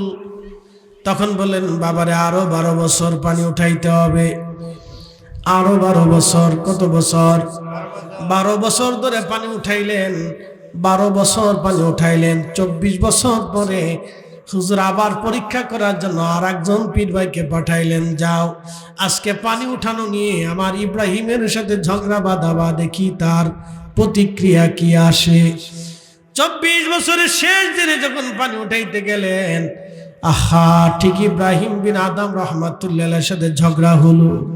ঝগড়ার একটা পর্যায়ে ইব্রাহিম বিন আদমকে এবার তার পীর ভাই দেখি রাগ করে কিনা একটা সুন্দর করে তার মুখের মধ্যে থাপ্পড় মারছে। আজকে ইব্রাহিম বিন আদমের মুখের মধ্যে থাপ্পড় মারছে, দেখি রাগ আসে কিনা, দেখি ইব্রাহিমের রাগ আসে কিনা। আজকে পীর ভাই মুখ পাশে একটা জোরে থাপ্পড় মারলেন, কিন্তু ইব্রাহিম হাতটা ধরে বললেন, ভাইরে আমার, আমি তোমার মনের মধ্যে কষ্ট দিয়ে ফেলছি, আমারও তুমি মাফ করে দাও, আমারই ভুল হয়ে গেছে। একবার জোরে বলেন আল্লাহু আকবার। আজকে ইব্রাহিম বিন আদম পরীক্ষায় পাস। পরীক্ষায় কি পাস? ওলি কি গাছে ধরে? হ্যাঁ, অলি গাছে ধরে না, অলি হইতে হলে এই সূত্রের ভিতরে আপনাকে আসতেই হবে। নাম সবর, সবর, সবর, ধৈর্য, ধৈর্য, ধৈর্য। এই ধৈর্য যার নাই সে অলি হইতে পারে না। নাম সবর। এই যে আমার ভাই আছেন, উনি একজন আলেম, মাদ্রাসার শিক্ষক, মারহাবা কন্যা। সবর, এর নাম সবর, ধৈর্য। ধৈর্য যার নাই তার কিচ্ছু নেই। আল্লাহ বলেন, ইয়া আইয়ুহাল্লাযীনা আমানুস্তাঈনু বিস-সাবরি ওয়াস-সালাহ। আল্লাহু আকবার। রব্বুল আলামিন বললেন, আমি আল্লাহর কাছে তোমরা সাহায্য চাও। দুই পদ্ধতিতে সাহায্য চাবা। এক নম্বরে ধৈর্য, দুই নম্বরে হচ্ছে সালাত। একটা সবর আর একটা সালাত, নামাজ এবং ধৈর্যের মাধ্যমে তোমরা আমার সাহায্য চাও। আমার পীর মুর্শিদের জীবনের একটা ছোট্ট ধৈর্যের কাহিনী আপনাদেরকে শোনাই। হুজুর কেবলা বললেন, প্রায় 30 বছর পার হয়ে গেল, আমাকে গোশত দিয়ে খাবার দেওয়া হয় না। কত বছর? পারবেন? 30 বছর আমাকে কোনো ভালো তরকারি দেওয়া হয় না। 30 বছর আমাকে গোশতের তরকারি দেওয়া হয় নাই। শুনলাম একটা খাসি জবাই হয়েছে, রান্না হয়েছে, রান্না চলতেছে। তা আমি খুব আশা নিয়ে দৌড়াইয়া পাকশালায় গেলাম। দেখি তোমাদের দাদা হুজুর ওই ওরম দিয়ে এই তরকারি গুটাগুটি করতেছে। তা আমি দৌড়ে কাছে যাওয়ার পরে ওর উঠাইয়া আমাকে বললো, বাবা হাত বাড়াও। তো আমি হাত বাড়াইলাম, একটু ঝোল দিয়ে বললো, বাবা একটু টেস্ট করে দেখো তো, একটু চেক দিয়ে দেখো তো লবণ কেমন হয়েছে। তো আমি মুখে হাত জিব্বা লাগাই দেখলাম অমৃত স্বাদ, এতই চমৎকার। 30 বছর গরুর গোশতের কোনো তরকারি নসিবে, ভালো কোনো খাবার নসিব হয় না। 30 বছর ধরে এই নর্মাল খাবার খাইয়া, ভাত খাইয়া, পানি খাইয়া, লবণ খাইয়া এইভাবেই চলতেছে। এক বেলা খাবার অর্ধ চামচ দিত, 2 চামচও দিত না, 1 চামচও দিত না, 2 বেলাও দিত না। 24 ঘন্টায় এক বেলা অর্ধ চামচ। বুঝতে পারছেন? অলি গাছে ধরে, চাইলে অলি হওয়া যায়। ইস, এতই যদি হতো তো কাজই হয়েছিল। হাই হাই হাই, 30 বছর সবর ধরলেন, 30টা বছর ধৈর্য ধরেছিলেন, 30 বছর ধৈর্য ধরেছিলেন। 30 বছর পরে একটু ঝোল হাতের ভিতর দিয়ে বলেন, বাবা একটু পরীক্ষা করে দেখো তো কেমন হয়েছে। জিব্বা লাগায় দেখলাম এত অমৃত স্বাদ, এতই চমৎকার। বললাম, হুজুর অনেক চমৎকার হয়েছে। ভাবলাম আজকে মনে হয় আমাকে খাবার দিবে। আমার সামনে সবাই রে খাসির গোশত দিয়ে খাবার দিল, আমারে দিল না। বাবা সেই দিন আমার রাগ আসে নাই, পীর মুর্শিদের দরবার থেকে চলে আসি নাই। বাবা আমি ধৈর্য ধরেই ছিলাম। একসাথে বলবেন আল্লাহু আকবার। না না হয় না, আরো জোরে বলেন আল্লাহু আকবার। সভাপতির পদ গেলে গা বেজার হয়ে যায়, বেজার হওয়ার কিছু নাই। ঘুরতে ঘুরতে আমারে বানাইছে দরবারে উলামা প্রধান। আমি চাচাজানকে তো বললাম, চাচাজান আমার মাফ করে দেন, আমি খুব ব্যস্ত মানুষ, আমার বাচ্চাদেরকেও সময় দিতে পারি না। আমি এত ব্যস্ততা যে আমি আমার বাচ্চাদেরকেও সময় দিতে পারি না, আমার মাফ করে দেন। এত বড় বুঝা আমার উপর চাপায়ের না, কেন আপনার দায়িত্ব পালন করতে হবে। মাঝে মধ্যে মনে মনে চিন্তা করি, আল্লাহ কেউ যদি কইতো যে আমারে দিয়ে দেন, তাহলে আমি মাথার উপর দিয়ে গেল, তুমি লয়ে যাও। পথ গেলে মন খারাপ করেন না, ভাববেন আর একটা নিয়ামত আপনার জন্য জোগাড় হয়ে রয়েছে। একসাথে বলবেন না মারহাবা। তরিকা, এটার নাম তরিকা। আপনাদেরকে ইব্রাহিম বিন আদহাম দিয়ে বুঝাই দিলাম ধৈর্য। আল্লাহ বলছেন, ইন্নাল্লাহা মা'আস সাবিরিন, নিশ্চয় আমি রব ধৈর্যশীলদের সাথে থাকি। আহা, সেই দিন হযরত আল্লামা শিবলি নুমানি বলতেছেন, দেখলাম যুবক ওই বালি দিয়ে পানি দিয়ে খাচ্ছে। আমি তার কাছে বললাম, হুজুর, হে যুবক আল্লাহর বান্দা, আমাকেও আপনার খাবারের অংশীদার হিসেবে, মেহমান হিসেবে কবুল করেন। সে আমার দিকে সেই বাসন বাড়িয়ে দিল। হে দুনিয়ার মানুষ শোনো, আমি সেই দিন সেই বাসনে মুখ লাগাইয়া সেই বালি আর পানি যখন চুমুক দিলাম, দেখলাম আল্লাহর এক বেহেশতি খাবার বার্লি বার্লি ছাতু ছাতু পানির মধ্যে গুলাইলে বলে এমন এক চমৎকার স্বাদ আমার ভিতরে আসলো। আমার 3 দিন পর্যন্ত ক্ষুধা লাগে নাই, 1 মাস পর্যন্ত মুখের ভিতরে সেই অমৃত স্বাদ লেগেছিল। একসাথে বলবেন আল্লাহু আকবার। বললাম হাই এটা কি করে সম্ভব যে বালি দিল আমার সামনে, পানির ভিতরে বালি দিল, বালির ভিতরে পানি দিল, এতই বেহেশতের অমৃত সাত খাবারে কি করে আসলো? আমি পাগল হয়ে গেলাম এই যুবকটাকে, পাগল হয়ে গেলাম এই যুবককে খুঁজতে হবে, কে সে আমার থেকে হারিয়ে গেল। আমি হাঁটতে হাঁটতে হাঁটতে হাঁটতে কয়েক মাস পার হওয়ার পরে আমি মক্কাতুল মুকাররমা হারামে উপস্থিত হলাম। হারাম শরীফ আমি তাওয়াফ করতেছি, হারামে ঢুকে আমি তাওয়াফ শুরু করেছি। এমন সময় দেখলাম সেই যুবকটাও হারাম তাওয়াফ করে, হেরেম শরীফ তাওয়াফ করতেছে, বাইতুল্লাহ তাওয়াফ করতেছে। কিন্তু আশ্চর্য হলাম, তাওয়াফ করার সময় দেখি হাজার হাজার হাজিরা তার ঘিরে ধরছে, তার সাথে মুসাফা করে, তার সাথে মুআনাকা করে, তার কাছ থেকে দোয়া নেয়। আমি জিজ্ঞেস করলাম, হে আহলুল মক্কা, মক্কাবাসী, তোমরা কি যুবকরে চিনো? কি তার পরিচয়? মানুষ তার হাজিরা তার কাছ থেকে দোয়া নেয়, মুসাফা করে। এই যুবকের পরিচয় কি? এত সুন্দর যুবক, তাগড়া যুবক, এখনো বিয়ে শাদী হয় নাই, এমন সুন্দর সুদর্শন যুবক, কিন্তু সবাই তার কাছ থেকে দোয়া নেয়। কি তার পরিচয়? মক্কাবাসী ডাক দেয়, বলল, হে আল্লাহর বান্দা, তুমি কি তারে চিনো না? তার পরিচয় হলো, তিনার বাবার নাম ইমাম জাফর সাদেক, তার বাবার নাম ইমাম মোহাম্মদ বাকের, তার বাবার নাম ইমাম জয়নুল আবেদিন, তার বাবার নাম সুলতানে কারবালা, শহীদে কারবালা ইমাম হুসাইন, তার মার নাম সাইয়েদাতুন নিসা আহলিল জান্নাহ ফাতিমাতুজ জাহরা রাদিয়াল্লাহু আনহা, তার বাবার নাম রাহমাতুল লিল আলামিন, আর ওনার নাম হচ্ছে মুসা কাজেম রহমাতুল্লাহ আলাইহি। একবার আওয়াজ তুলে জোরে বলা যাবে কি মারহাবা? উনি রাসূল বংশের রাসূল, নবীর আওলাদ, নবীর রক্ত উনি মুসা কাজেম। হযরত ইমাম শিবলি নুমানি বলেন, আহা, আমি পেয়েও তাকে ছেড়ে ফেললাম, পাওয়ার পরও তাকে ধরতে পারলাম না। এই তো আমার রাসূলের বংশ, নবীর রক্ত, নবীর আওলাদ। বুঝতে পারছেন? কিয়ামত পর্যন্ত এ ধারা অব্যাহত থাকবে, কিয়ামত পর্যন্ত অব্যাহত থাকবে। এজন্য আল্লাহ বলেন, চালাও সে পথে, ইহদিনাস সিরাতাল মুস্তাকিম সিরাতাল্লাযীনা আনআমতা আলাইহিম। চালাও সে পথে, যে পথে তোমার প্রিয়জন গেছেন চলি। চালাও সে পথে, যে পথে তোমার প্রিয়জন গেছেন চলি। শুনলে খুশি হবেন, আমাদের মাযহাবের ইমাম, ইমাম আবু হানিফা রাহিমাহুল্লাহের উস্তাদুল মুহতারাম আসাতিজা, তিনি ইমাম জাফর সাদেক রাহিমাহুল্লাহ। একসাথে বলবেন না মারহাবা? আর এরা আসছে আমরা নামাজ শিখাইতে 1400 বছর পরে, নামাজ শিখাইতেছে যে বুকে ভাত বাঁধতে হবে, নামিতে সহি না, আমিন জোরে বলতে হবে, আসতে বলে সহি না, কেরাত পড়তে হবে, না পড়াটা সহি না, 3 রাকাত বেতের সহি না, 1 রাকাত সহি। উনি আমার সহি বুঝাইতেছে। বেটা কি সহি বুঝাবা তুমি? আমরা 1400 বছর ধরে সহি। কথা বলেন ঠিক কিনা? আমাদের নসল সহি, আমাদের সিলসিলা সহি, আমাদের মাযহাব সহি, আমাদের আইম্মা ইকরাম সহি, আমাদের ইমামরা আকাবিররা সহি। তুমি আমার কি সহি বুঝাইতে চাও? হ্যাঁ, আমরা আকাবিরের দেশে দিন এনেছে, হাদিস শিখিয়েছে, হাদিসের দর্শ দিয়েছে। আরে মুজাদ্দিদ আল ফেসানি শেরহিন্দে জমিনে না আসলে এদেশের মুসলমান তো কালেমাই খুঁজে পাইতো না। কালেমা হয়ে গেছিল লা ইলাহা ইল্লাল্লাহ আকবারু খলিফাতুল্লাহ, কালেমা চেঞ্জ হয়ে গেছিল। যদি মুজাদ্দিদ আল ফেসানি না আসতো তাহলে কালেমাই নসিব হইতো না। তুমি সহি সহি মানতেছো নাকি? সহি সহি বুঝাইতে চাও বেটা? তো সহির খবর তো পরে আসতো, আগে কালেমাই তো খুঁজে পাইতো না, তো সহি বাবা কোথায়? কি আসতে কন কেন জোরে বলে?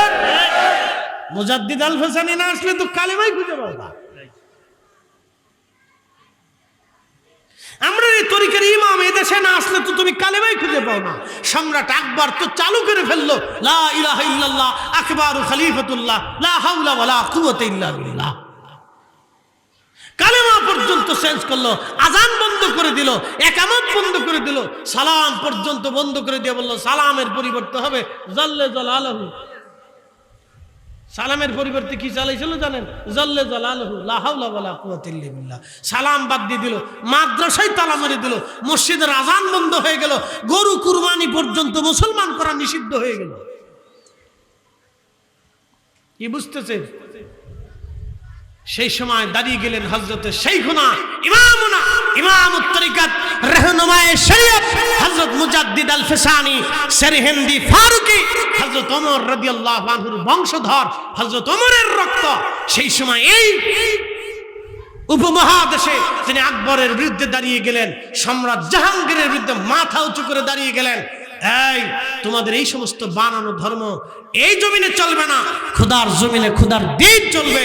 ঠিক সেই সময় সম্রাট আকবর পরাভূত হলো, জাহাঙ্গীর পদানত হলো, আল্লাহর জমিনে আল্লাহর দ্বীনের হুকুমত কায়েম হলো। একসাথে বলবেন আল্লাহু আকবার। পৃথিবীতে রব্বুল আলামিন বহু জাতি সৃষ্টি করলেন, বহু জাত আল্লাহ বানাইলেন। মানব জাতির আগে আল্লাহ জিন জাতি সৃষ্টি করলেন, তার আগে আমার আল্লাহ ফেরেশতা জাতি সৃষ্টি করলেন। কোন জাতির সাথে আল্লাহর প্রেম হয় নাই, আল্লাহর প্রেম হয়েছে এই মানব জাতির সাথে। একবার জোরে বলা যাবে কি মারহাবা। মানুষের সাথে প্রেম হলো, তো প্রশ্ন করবেন ফরিদি সাহেব, মানুষের সাথে আল্লাহর প্রেম কি করে হয়? আপনাদেরকে বুঝাই। আপনারা বাড়ি ছেড়ে দিয়েছেন, ঘর ছেড়ে দিয়েছেন, স্ত্রী থেকে জুদা হয়েছেন, সন্তান থেকে আলাদা হয়েছেন, ব্যবসা ছেড়ে দিয়েছেন, রুটি রুজি ছেড়ে দিয়েছেন, সব কিছু ছেড়ে দিয়ে আপনারা মাহফিলে বসে গেছেন।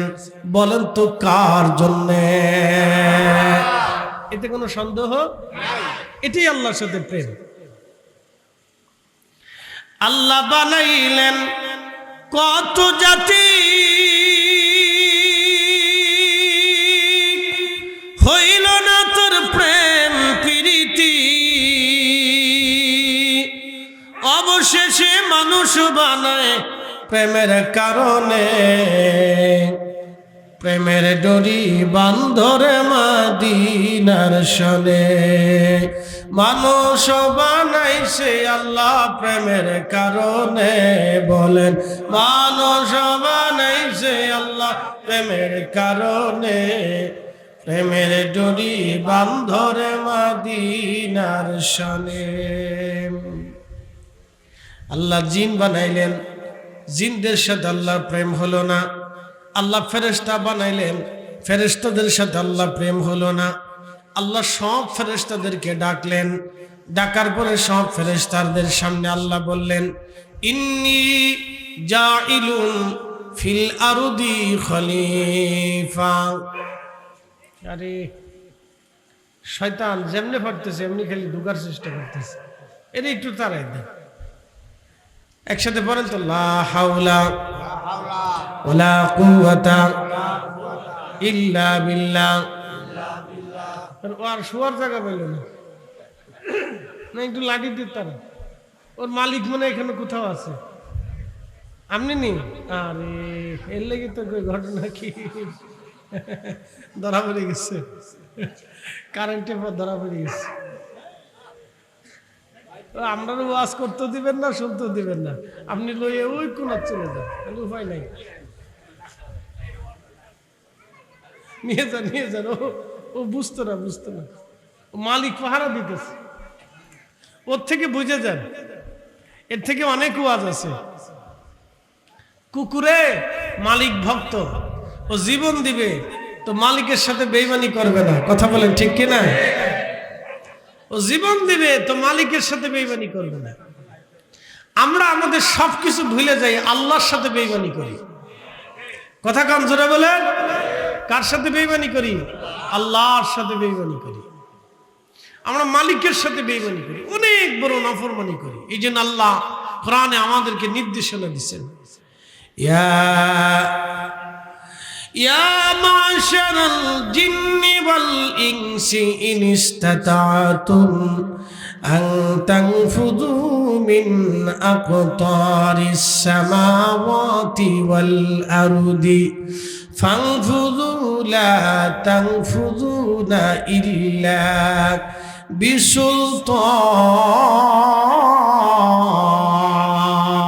বিসুলতান। যে যাহারে ভালোবাসে সে তো কবু ভুলে না, যে যাহারে ভালোবাসে ভালোবাসে সে তো কভু ভুলে না।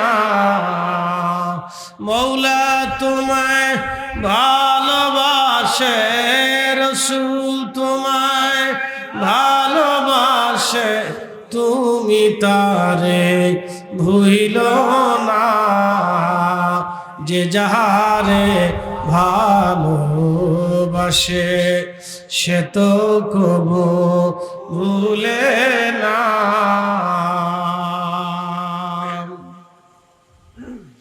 প্রিয় উপস্থিতি, কুকুর আল্লাহর বান্দার সাথে তার মনিবের সাথে বেঈমানি করে না, কিন্তু আমরা এমন একজন বান্দা, আল্লাহ আমাদেরকে দুনিয়াতে পাঠাইলেন, আমাদের পরিচয় আল্লাহ ফেরেশতাদের সামনে দিলেন, ইন্নী জাইলুন ফিল আরদি খলিফা।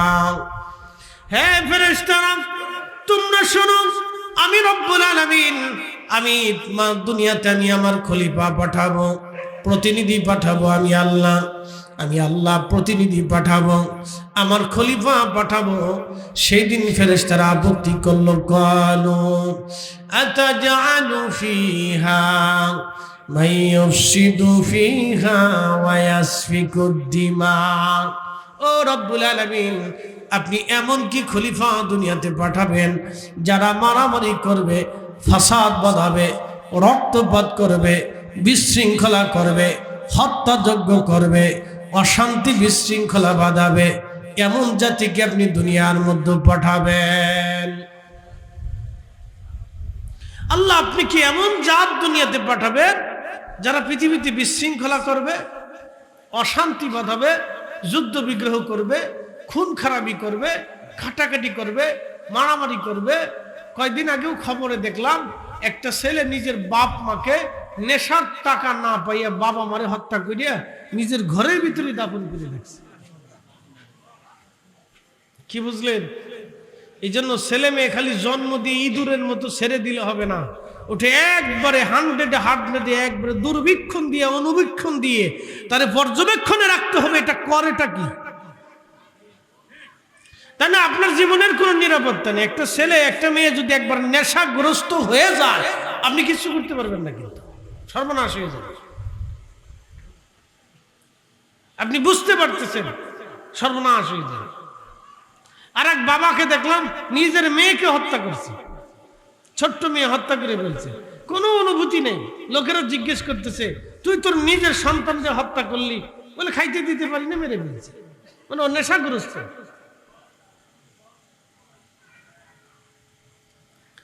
প্রিয় উপস্থিতি, আইয়ামে জাহেলিয়াত পর্যন্ত ফেল হয়ে যাচ্ছে আমাদের কর্মকাণ্ডে। শুধু আকাশ থেকে পাথর আসে না, আল্লাহর নবী দোয়া করেছিলেন সেই জন্যে, নতুবা আমাদের উপরে আসমান থেকে পাথর উপরে আল্লাহ আমাদেরকে ধ্বংস করে দিতেন। কথা বলেন ঠিক কিনা?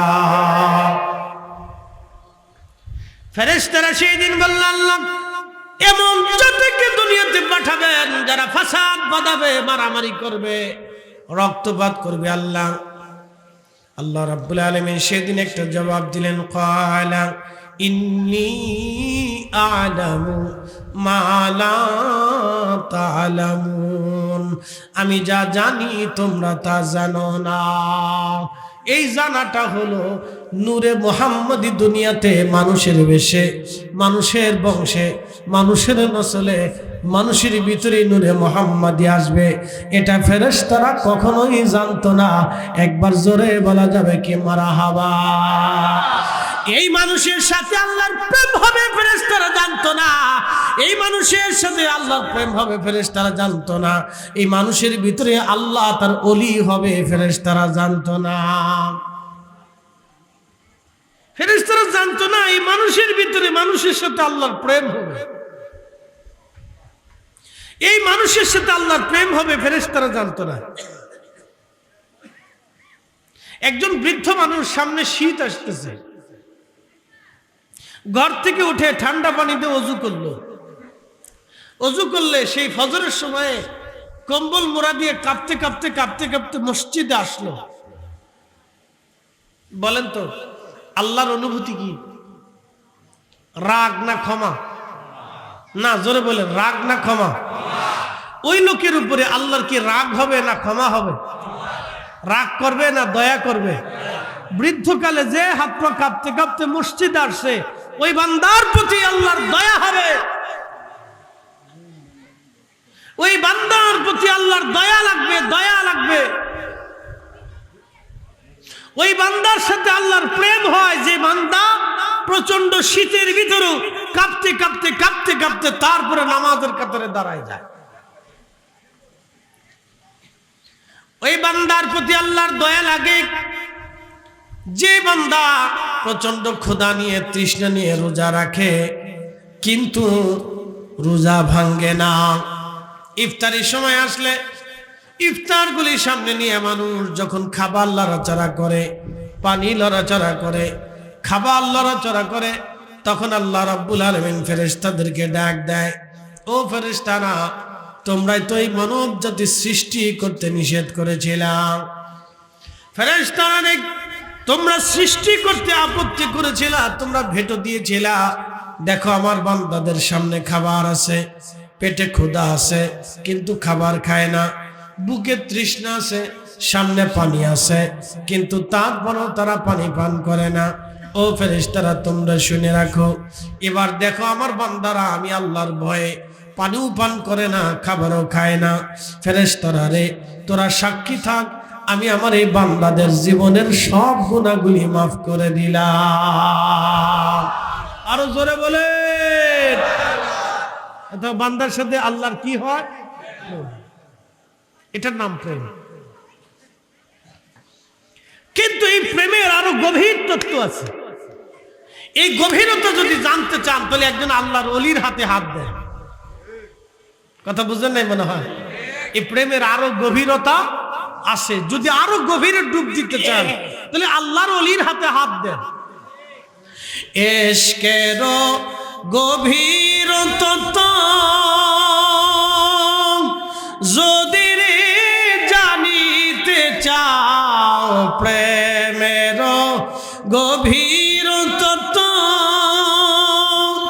যদি রে জানিতে চাও, কামেলের পদতলে নেশার হইয়া যাও।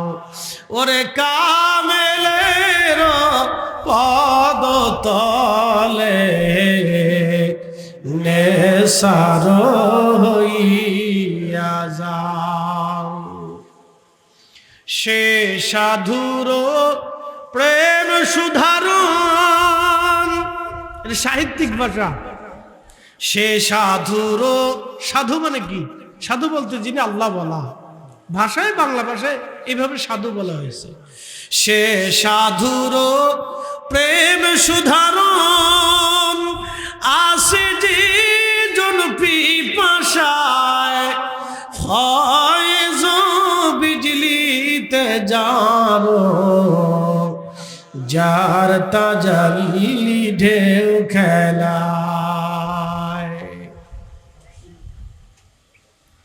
প্রেমের গভীরতা যদি আরো বুঝতে চান, একজন আল্লাহর ওলির হাতে হাত দেন, তাহলে প্রেমের গভীরতা আরো বুঝবেন, প্রেমের গভীরতা আরো আসবে।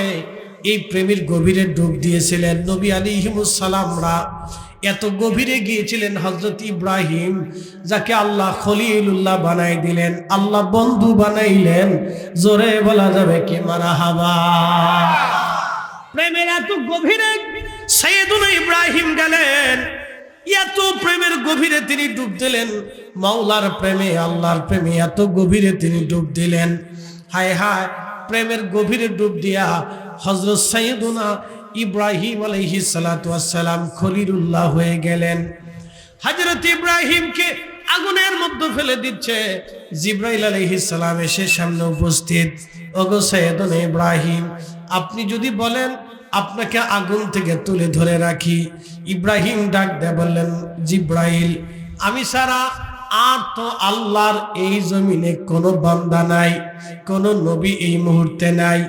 আমি সারা আল্লাহকে আল্লাহ ডাক দেওয়ার মতো আর কেউ নাই। আল্লাহর যদি ইচ্ছা হয় আমাকে আগুনে পুরাই মেরে ফেলবে, আমি ইব্রাহিমের কোনো আপত্তি নাই। সুবহানাল্লাহ বলবেন। এটা একটা প্রেমের গভীরতা। জোরে বলেন, প্রেমের গভীরতা। কোন স্বামী যদি স্ত্রীর প্রতি রাগ করে বসে আর স্ত্রী যদি চিতে চিতে স্বামীর বাড়ি থেকে চলে যায়, তাহলে বুঝতে হবে ওই স্ত্রীর কলিজায় স্বামীর প্রতি মহব্বত নাই।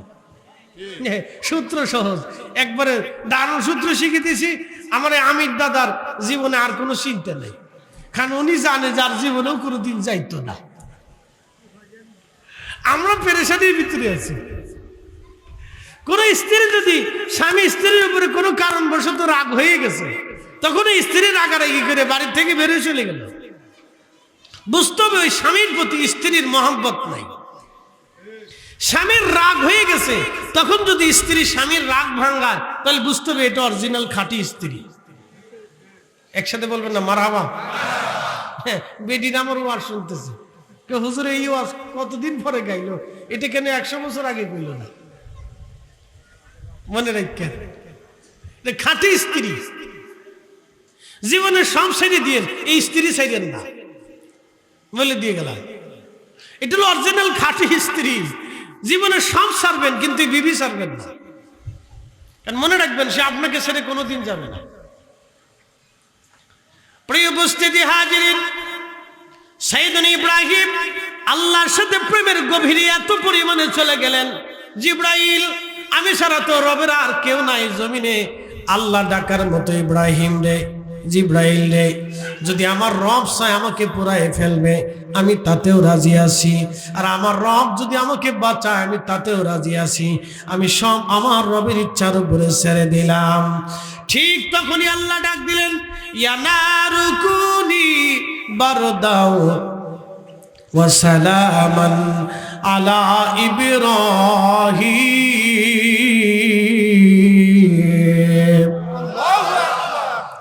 আল্লাহ তখনই ডাক দিলেন, হে আগুন, তুমি আমার ইব্রাহিমের উপরে শান্তিদায়ক হয়ে যাও, আয়ার কন্ডিশন হয়ে যাও, যেন আমার ইব্রাহিমের কষ্ট না হয়। এটা প্রেমের গভীরতা। হযরত বেলাল নবীজির সাথে প্রেম করলেন, প্রেমের কারণে এমন হলো তার পিঠের চামড়া পর্যন্ত কাফেররা উঠিয়ে তুলিয়ে নিয়ে চলে গেল, কিন্তু প্রেম তিনি ছাড়েন নাই। কথা বলে ঠিক কিনা? প্রেম ছাড়েন নাই। এটা ইশকে রাসূলের গভীরতা। গোসল মালায়েকা হযরত হামজালা ফরজ গোসল করতে গেছেন তিনি। ঠিক এমন সময় স্ত্রী ডাক দিলেন। এমন সময় মদিনাতে সংবাদ গেল, কে জানি বলে গেল, শুনছো মদিনাবাসী, রাসূল নাই, নবী শহীদ হয়ে গেছেন। এই কথা শুনিয়া গোসল মালায়েকা হযরত হামজালা স্থির থাকতে পারেন নাই, দরজার সামনে গেলেন গোসল বাদ দিয়া। ভালো করে বুঝে যাবেন, হযরত হামজালার ফরজ গোসল ফজরের নামাজের আগের সময়। গোসল ফরজ, গোসল না করা পর্যন্ত ফজরের নামাজ পড়তে পারবে না, গোসল না করা পর্যন্ত সে পাক হবে না। বিবির কাছে যা বলেন, বিবি তলোয়ার দাও, বলে স্বামী আমার তলোয়ার দিয়ে কি করবেন? এর সময় শুনছি নবী শহীদ, বেঁচে গেলে লাভ কি? বিবিরে, আমি চললাম জিহাদের ময়দানে, যদি বেঁচে থাকি দেখা হবে, শহীদ হয়ে গেলে আখিরাতের ময়দানে দেখা হবে। নবী যদি না থাকে, তাহলে আমি হামজালার জীবনে বেঁচে থেকে লাভ কি? ওই অবস্থায় হামজালা চলে গেলেন, গোসলও হলো না, ফজরের নামাজও হলো না। আমার দিকে তাকান, গোসলও হলো না, ফজরের নামাজও হলো না। তাহলে আইন অমান্য করছে কার? আল্লাহ। জোরে বলেন, আইন অমান্য করছে কার? ব্যাখ্যা বুঝে যান। হযরত হামজালার ফজরের নামাজও হলো না, গোসলও হলো না, তাহলে ফজর পড়লো না। এই হুকুমটা অমান্য করলো কার? আল্লাহ। গোসল ফরজ ছিল, গোসল করা আদায় করাটা তার জন্য ফরজ ছিল, কিন্তু গোসল বাদ দিয়ে সে রওনা দিল। দুইটা মালিকের হুকুম অমান্য করে মালিকের বন্ধুর প্রেমে সে এমন মশগুল হয়ে গেল যে মালিকের হুকুমের কথা তার মনে নাই। বন্ধুর ইশকে মহব্বতের সাগরে এমন ভাবে সে হাবুডুবু খাচ্ছিল যে উহুদের ময়দানে দেইয়া যুদ্ধ করতে করতে শহীদ হয়ে গেল। ফজর গেল, গোসল গেল, আল্লাহ দোষ না ধরিয়া ইশকের তাড়না দিয়া, আল্লাহ আসমানে দিয়া রহমতের ফেরেশতা দিয়া, হাউজে কাউসারের পানি দিয়া গোসল করাইয়া এই উম্মতের জন্য আল্লাহ ৬০ নিদর্শন মারা রাখলেন। কথা বলেন ঠিক না বেঠিক? বুঝে যায়? মহাব্বতের সাগরে ডুব দিচ্ছেন, ইশকের গভীরে ডুব দিয়েছিলেন হানজালা। এটা প্রেমের গভীর, ইশকের গভীর তথ্য যদি রে জানিতে চাও, কামেলের পদতলে নেশার হইয়া যাও। ওরে কামেলের পদতলে নেশার হইয়া যাও।